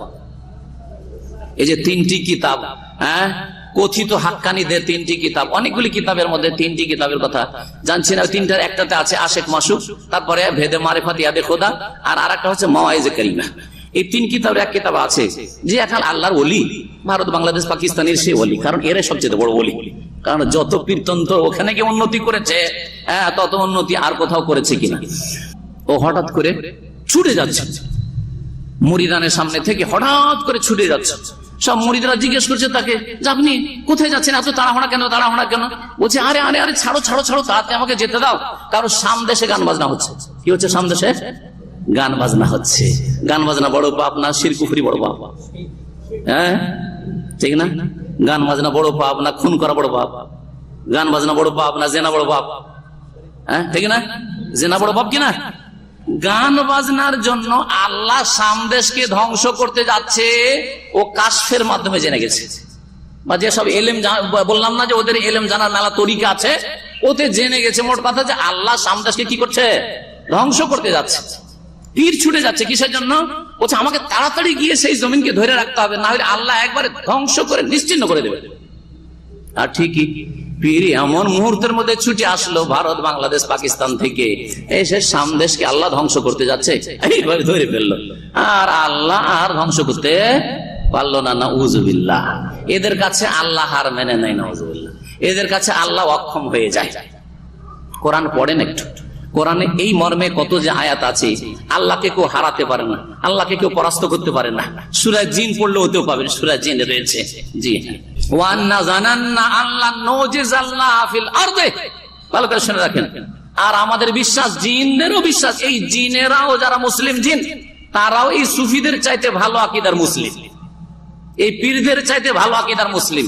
এই জিনেরা ইসলাম কবুল করার পরে বলেছিল ওয়ান্না জানান্না, মানে তায়াক্কান্না, আমাদের দৃঢ় বিশ্বাস, আল্লাহ নজিজাল্লাহ ফিল আরদে, আল্লাহর জমিনে, পৃথিবীতে আমরা আল্লাহকে হারাতে পারবো না, অপারগ করতে পারবো না। আর এই পীরে গিয়ে কি করলো? আল্লাহ জমিন ধ্বংস করছে সামদেশ, আর এই ধৈর্য রেখে দিল, আল্লাহকে অপারগ করে দিল। বুঝতে পারছেন না? পারছেন না? ইসলাম কোন দিকে যাচ্ছে, আর এই সুফিবাদ পীর মুরিদের ব্যবসা কোন দিকে যাচ্ছে, ধর্মকর্ম কোন দিকে যাচ্ছে।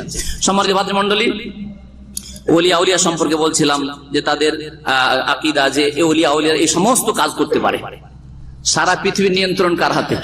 যদি আপনারা জিজ্ঞেস করি, একটা সাধারণ মুসলিমও বলবে যে আল্লাহ আসমান জমিনকে ধরে আছে, ঠিক কিনা? হ্যাঁ, নিয়ন্ত্রণ কার হাতে? আসমান জমিন নিয়ন্ত্রণ আল্লাহর হাতে। ইন্নাল্লাহা ইউমসিকুস সামাওয়াতি ওয়াল আরদা আন তাজুলা। কোরআনে কত আয়াত নেবেন আপনি? হ্যাঁ, পৃথিবীর নিয়ন্ত্রণকারী একমাত্র মুতাসাররিফ ফিল কাউন আল্লাহ রাব্বুল আলামিন একমাত্র। কিন্তু এই সুফিদের কাছে ওলি আউলিয়া আসমান জমিনের নিয়ন্ত্রণ করে। আর একটা কিস্সা আছে, বাংলা কিতাবও পাবেন আর উর্দুতে পাবেন, সুফি পীরদের কিতাবে। কি?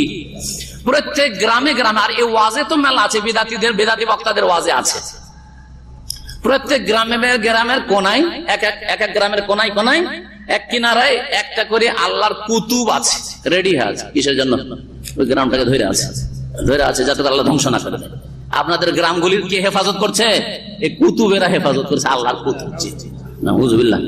জান্নাত জাহান্নাম সম্পর্কে আকীদা, জান্নাত জাহান্নাম।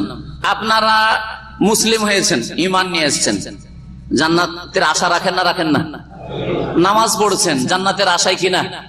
জাহান্নামের ভয়ে কিনা? কোরআনে কারীমে এই দুটি কথা বলা হয়েছে, ওয়ায়াদউনানা রাগাবান ওয়া রাহাবা ওয়া কানু লানা খাশিন। নবী রাসূলগণের দিন হচ্ছে যে তারা আমাকে ডাকতো রাগাবান ফিল জান্নাহ, আমার নিয়ামতে জান্নাতে আগ্রহী হয়ে, প্রতিদানে আগ্রহী হয়ে, ওয়া রাহাবান, এবং আমার আযাব শাস্তির ভয়ে, আমার আযাব শাস্তির ভয়ে। এটা হচ্ছে নবী রাসূলদের দিন, যেই দিনের উপর আল্লাহ আমাদেরকে রেখেছে। বলো আলহামদুলিল্লাহ। কিন্তু সুফিদের, পীরদের ধর্ম, মুরিদানদের ধর্ম শোনেন জান্নাত জাহান্নাম সম্পর্কে। তাদের ধর্ম হচ্ছে যে জান্নাতের আশায় ইবাদত করা হচ্ছে শিরক, জাহান্নামের ভয়ে ইবাদত করা, নামাজ রোজা করা হচ্ছে শিরক। কেন? জাহান্নামকে কেন ভয় করলেন? জান্নাতের কেন আশা রাখলেন? এই গরজ কেন? এই গরজ করতে হবে না। তাহলে আমরা ইবাদত করি, আল্লাহর কাছে কি পাবো? আল্লাহর নিয়ামত পাবো, দুনিয়া আখিরাতে সুখ শান্তি পাবো, আর আল্লাহর আযাব শাস্তি থেকে, দুনিয়ার আযাব গজব, আর আখিরাতের আযাব থেকে, শাস্তি থেকে রক্ষা পাবো, ঠিক কিনা? আল্লাহ কি শিখায়নি রব্বানা আতিনা ফিদ দুনিয়া হাসানা ওয়া ফিল আখিরাতি হাসানা ওয়া কিনা আযাবান নার? জাহান্নামের আযাব থেকে রক্ষা করো। এটাই তো দিন, এটাই তো কোরআন। কিন্তু ওরা বলছেন না না, এটা আপনার অপরাধ। বলছে এটা হচ্ছে বড় ত্রুটি, এটা হচ্ছে বড় অন্যায়। কোন জায়গায় তারা শিরক বলেছে কেউ, আর কমপক্ষে এটা বড় ত্রুটি আপনার ধর্মকর্মতে। তাহলে কি করতে হবে? বলছে জান্নাতের লোভ করা যাবে না, আর জাহান্নামকে ভয় করা যাবে না। জান্নাতের লোভ করা যাবে না, আর জাহান্নামের কি করা যাবে না? ভয় করা যাবে না। জাহান্নাম বলে কোনো ভয় নাই, আর জান্নাত বলে কোনো লোভ লালসা নেই। তো কি জন্য আল্লাহর ইবাদত করবেন? বলছে আমরা যারা পীরতন্ত্রে বিশ্বাসী সুফি পীর আর মুরিদ, তারা আল্লাহর প্রেমে ইবাদতবন্দি করি। কিসে? আল্লাহর ইশকে। ওদের কাছে একটা ইশক কথা আছে না নাই? আল্লাহর ইশকে আমরা ইবাদত করি, আল্লাহর প্রেমে ইবাদত করি, জান্নাতের লোভে না আর জাহান্নামের ভয়ে না। এই আকীদার কারণে রাবেয়া বাসরীর ঘটনা জানেন? রাবেয়া বাসরী বাসরার এক মহিলা ছিল, এক সুফিয়া মহিলা ছিল। একদিন এক হাতে আগুন নিয়েছে একটু সামান্য, আর এক হাতে এক লোটা পানি নিয়েছে, আর তারপরে ওই মহিলা রাস্তা দিয়ে চলে যাচ্ছে ছুটে। লোকেরা জিজ্ঞেস করছে যে কি ব্যাপারে, এই হাতে আগুন এই হাতে পানি কেন?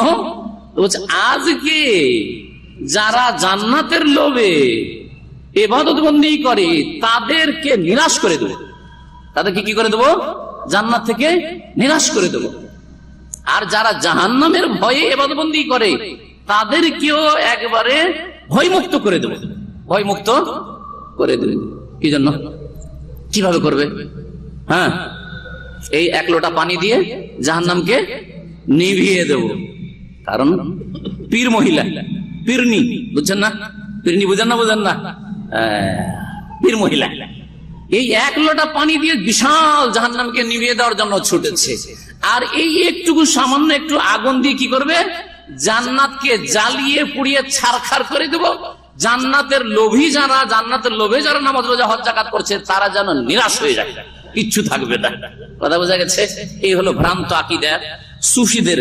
তাই বলছেন উলামায়ে কেরামরা যে সুফিয়াদের ধারণা ইয়াতাকিদু আন্না তালাবাল জান্নাতি ওয়াল ফিরারু মিনান নার, জান্নাতের তলব করা আর জাহান্নাম থেকে পালানো লাইসা হাদাফান, এটা আসল টার্গেট না, ইসলামের টার্গেট। আল্লাহ ইউবাদু লিজাতি, আল্লাহর ইবাদত করবেন এমনি। কিসের জন্য? সুফিদের কথা হচ্ছে আন্নাল ইবাদাত আল হাক্কা, সত্যিকার ইবাদত হচ্ছে বিনা প্রতিদানে, বিনিময় নিব না। আল্লাহ তোমার যে ইবাদত করছি কিচ্ছু চাই না, জান্নাতও চাই না, জাহান্নাম থেকে বাঁচতে চাই না, এসব চাই না, কিচ্ছু চাই না। প্রেমে, অন্য জায়গায় বলেছে ইশকে আর প্রেমে, তোমার প্রেমে আমরা ইবাদত বন্দি করছি। ইবাদত বন্দি তাও তাদের কাছে জরুরি নয় যে নামাজ পড়তে হবে, আর এই ফরজ হজ আদি করতে হবে। এগুলো হচ্ছে আম লোকের, সাধারণ লোকের ইবাদত, খাস লোকের ইবাদত আবার আলাদা আছে তাদের কাছে। সুফিদের আকীদা বলছে আন্না তালাবাল জান্নাতে মানকাসাতুন আজিমাতুন, কেউ যদি জান্নাত চায় আল্লাহর কাছে, আল্লাহুম্মা ইন্নী আসআলুকাল জান্নাহ, বলছে এটা আপনার ধর্মে বড় ত্রুটি হয়ে গেল। আর কেউ যদি ওয়ান্নাল ফিরারা মিনহা, জাহান্নাম থেকে কেউ যদি পলায়ন করে, আল্লাহ জাহান্নাম থেকে রক্ষা করো, তাহলে এটা বলছে উচিত নয়, এটাও বড় ত্রুটি হয়ে গেল। বলছে যে কে ভয় করে? হ্যাঁ, কে ভয় করে? বলছে কাপুরুষ ভয় করে। আমরা কি কাপুরুষ? পীর আর মুরিদ হয়, পীর নাহে মুরিদ, আমরা কি কাপুরুষ? আমরা কি গোলাম? বলছে যে লিয়ানাল খাউফা মিনহা তাবুল আবিদ ওয়া লাইসাল আহরা, আমরা স্বাধীন, সুতরাং জাহান্নামকে ভয় করি না, জান্নাতের লোভ করি না। একটি বিষয় দিয়ে শেষ করে দেবো, সেটা হচ্ছে ইবাদত বন্দেগী সম্পর্কে সুফিদের ধারণা। বলছে ইয়াতাকিদু সুফিয়া, সুফিদের আকীদা হচ্ছে আন্না সালাতা ওয়া সাওমা ওয়াল হাজ্জা ওয়া যাকাতা ইবাদাতুল আওয়াম। একটু আগে বলছিলাম ইশারা করে, নামাজ পড়া, যাকাত দেওয়া, রোজা রাখা, এবার হজ করা, উমরা করা, জিকির আজকার করা, তাসবিহ তাহলিল করা, এই যে সুন্নতি জিকির আজকার সকাল সন্ধ্যা করছেন, এগুলো বলছে আম পাবলিকের ইবাদত। এগুলো কার? আম লোকের ইবাদত, আম জনগণ। আমরা সব আম, আলেম হই, আম মানে শুধু আপনারা না, আমরাও সবাই যারা শরীয়তে লাগে, এমনকি আবু হানিফা, শাফি, মালিক, আহমদ, কারণ শরিয়ার তারা ফাকিহ ইমাম ছিলেন, তারা তো আর তরিকতের লোক না, তরিকতের লোকের ইবাদত আবার আলাদা। বলছে এগুলো হচ্ছে আওয়াম লোকের ইবাদত। ওয়া আম্মা হুম সুফিরা ফায়ুসাম্মুনা আনফুসাহুম খাসা, বলছে আমরা খাস লোক, আল্লাহর কি খাস বিশিষ্ট লোক, বিশিষ্ট ব্যক্তি। এই জন্য বলে যালিকা ফাইবাদাতু মাখসুস, তাদের খাস খাস ইবাদত রয়েছে, যদিও বাহ্যিক দেখতে একরকম, হয়তো তারা যদি নামাজও পড়ে, বলছে নামাজ তাদের ভিন্ন। আপনার নামাজ আর পীরের নামাজ একরকম না, আপনার নামাজ আর যে মুরিদ হয়েছে কোন পীরের তরিকার, হ্যাঁ, তার নামাজ একরকম না। কেন? ইসলামের ইবাদতগুলো কি উদ্দেশ্যে? আমাদের যে নামাজ পড়ছি বা যাকাত দিচ্ছি বা রোজা রাখছি বা হজ করছি, উমরা করে আসলাম, সুবহানাল্লাহ সুবহানাল্লাহ পড়লাম, আলহামদুলিল্লাহ পড়লাম, এটার উদ্দেশ্য হচ্ছে তাজকিয়া নফস, আত্মার পরিশুদ্ধি করা। আত্মা পাপের দিকে চলে যাচ্ছে যাতে পাপ কমে আসে, ঠিক না? নামাজ ভালো করে পড়লে পাপ কমে আসবে, ঠিক না? রোজা রাখলে গুনাহ কমে আসবে, দান খায়রাত করলে, যাকাত দিলে, দান খায়রাত করলে কৃপণতা দূর হবে আর লোভ দূর হবে। বরং আপনি পয়সার গুরুত্ব দিচ্ছেন না, পয়সার চাইতে গুরুত্বপূর্ণ হচ্ছে আল্লাহকে রাজি করা আর জান্নাত হাসিল করা, ঠিক না? আত্মার পরিশুদ্ধি এবং সমাজকে পাপ মুক্ত করা। ইসলামের উদ্দেশ্য হচ্ছে বা ইসলামে ইবাদতের উদ্দেশ্য হচ্ছে আত্মার পরিশুদ্ধি করা আর সমাজকে পাক পবিত্র করা। পক্ষান্তরে সুফিদের কাছে ইবাদত হচ্ছে কি, বলছে হাদাফুহা রাব্তুল কলবি বিল্লাহ, আল্লাহর সাথে কলবকে মিলিয়ে দেওয়া। ইবাদত মানে আত্মার পরিশুদ্ধি নয়, হ্যাঁ, পাপ মুক্ত হওয়া নয়। ইবাদত মানে হচ্ছে আল্লাহর সাথে কলবকে জুড়ে দেওয়া। যেই কলবকে জুড়ে দেওয়ার অর্থ তাদের কাছে আবার আলাদা। কলব জুড়ে দেওয়া মানে এই না যে আল্লাহর কাছে সব আশা রাখছেন, ওটা তো ইসলাম। কিন্তু তার মানে এমন ভাবে কলব আল্লাহর সাথে জুড়বেন যে কলব ডাইরেক্ট ওই আরশে আজিম থেকে এলেম হাসিল করবে। বোঝা গেছে?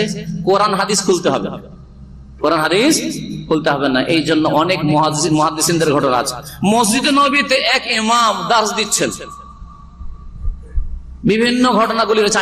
ইমাম আহমদের যুগে ইয়াহইয়া ইবনে মাইন, আলী ইবনে মাদিনী, যে বড় বড় মুহাদ্দিস ছিলেন, ওই যুগের ঘটনা এগুলো। এই সুফিরা এসে বসে আছে এক কোণা, আর এদিকে দার্স চলছে, দিনের আলোচনা চলছে। যখন এই দিনের আলোচনা চলছে, একজন এখানে বসে আছে।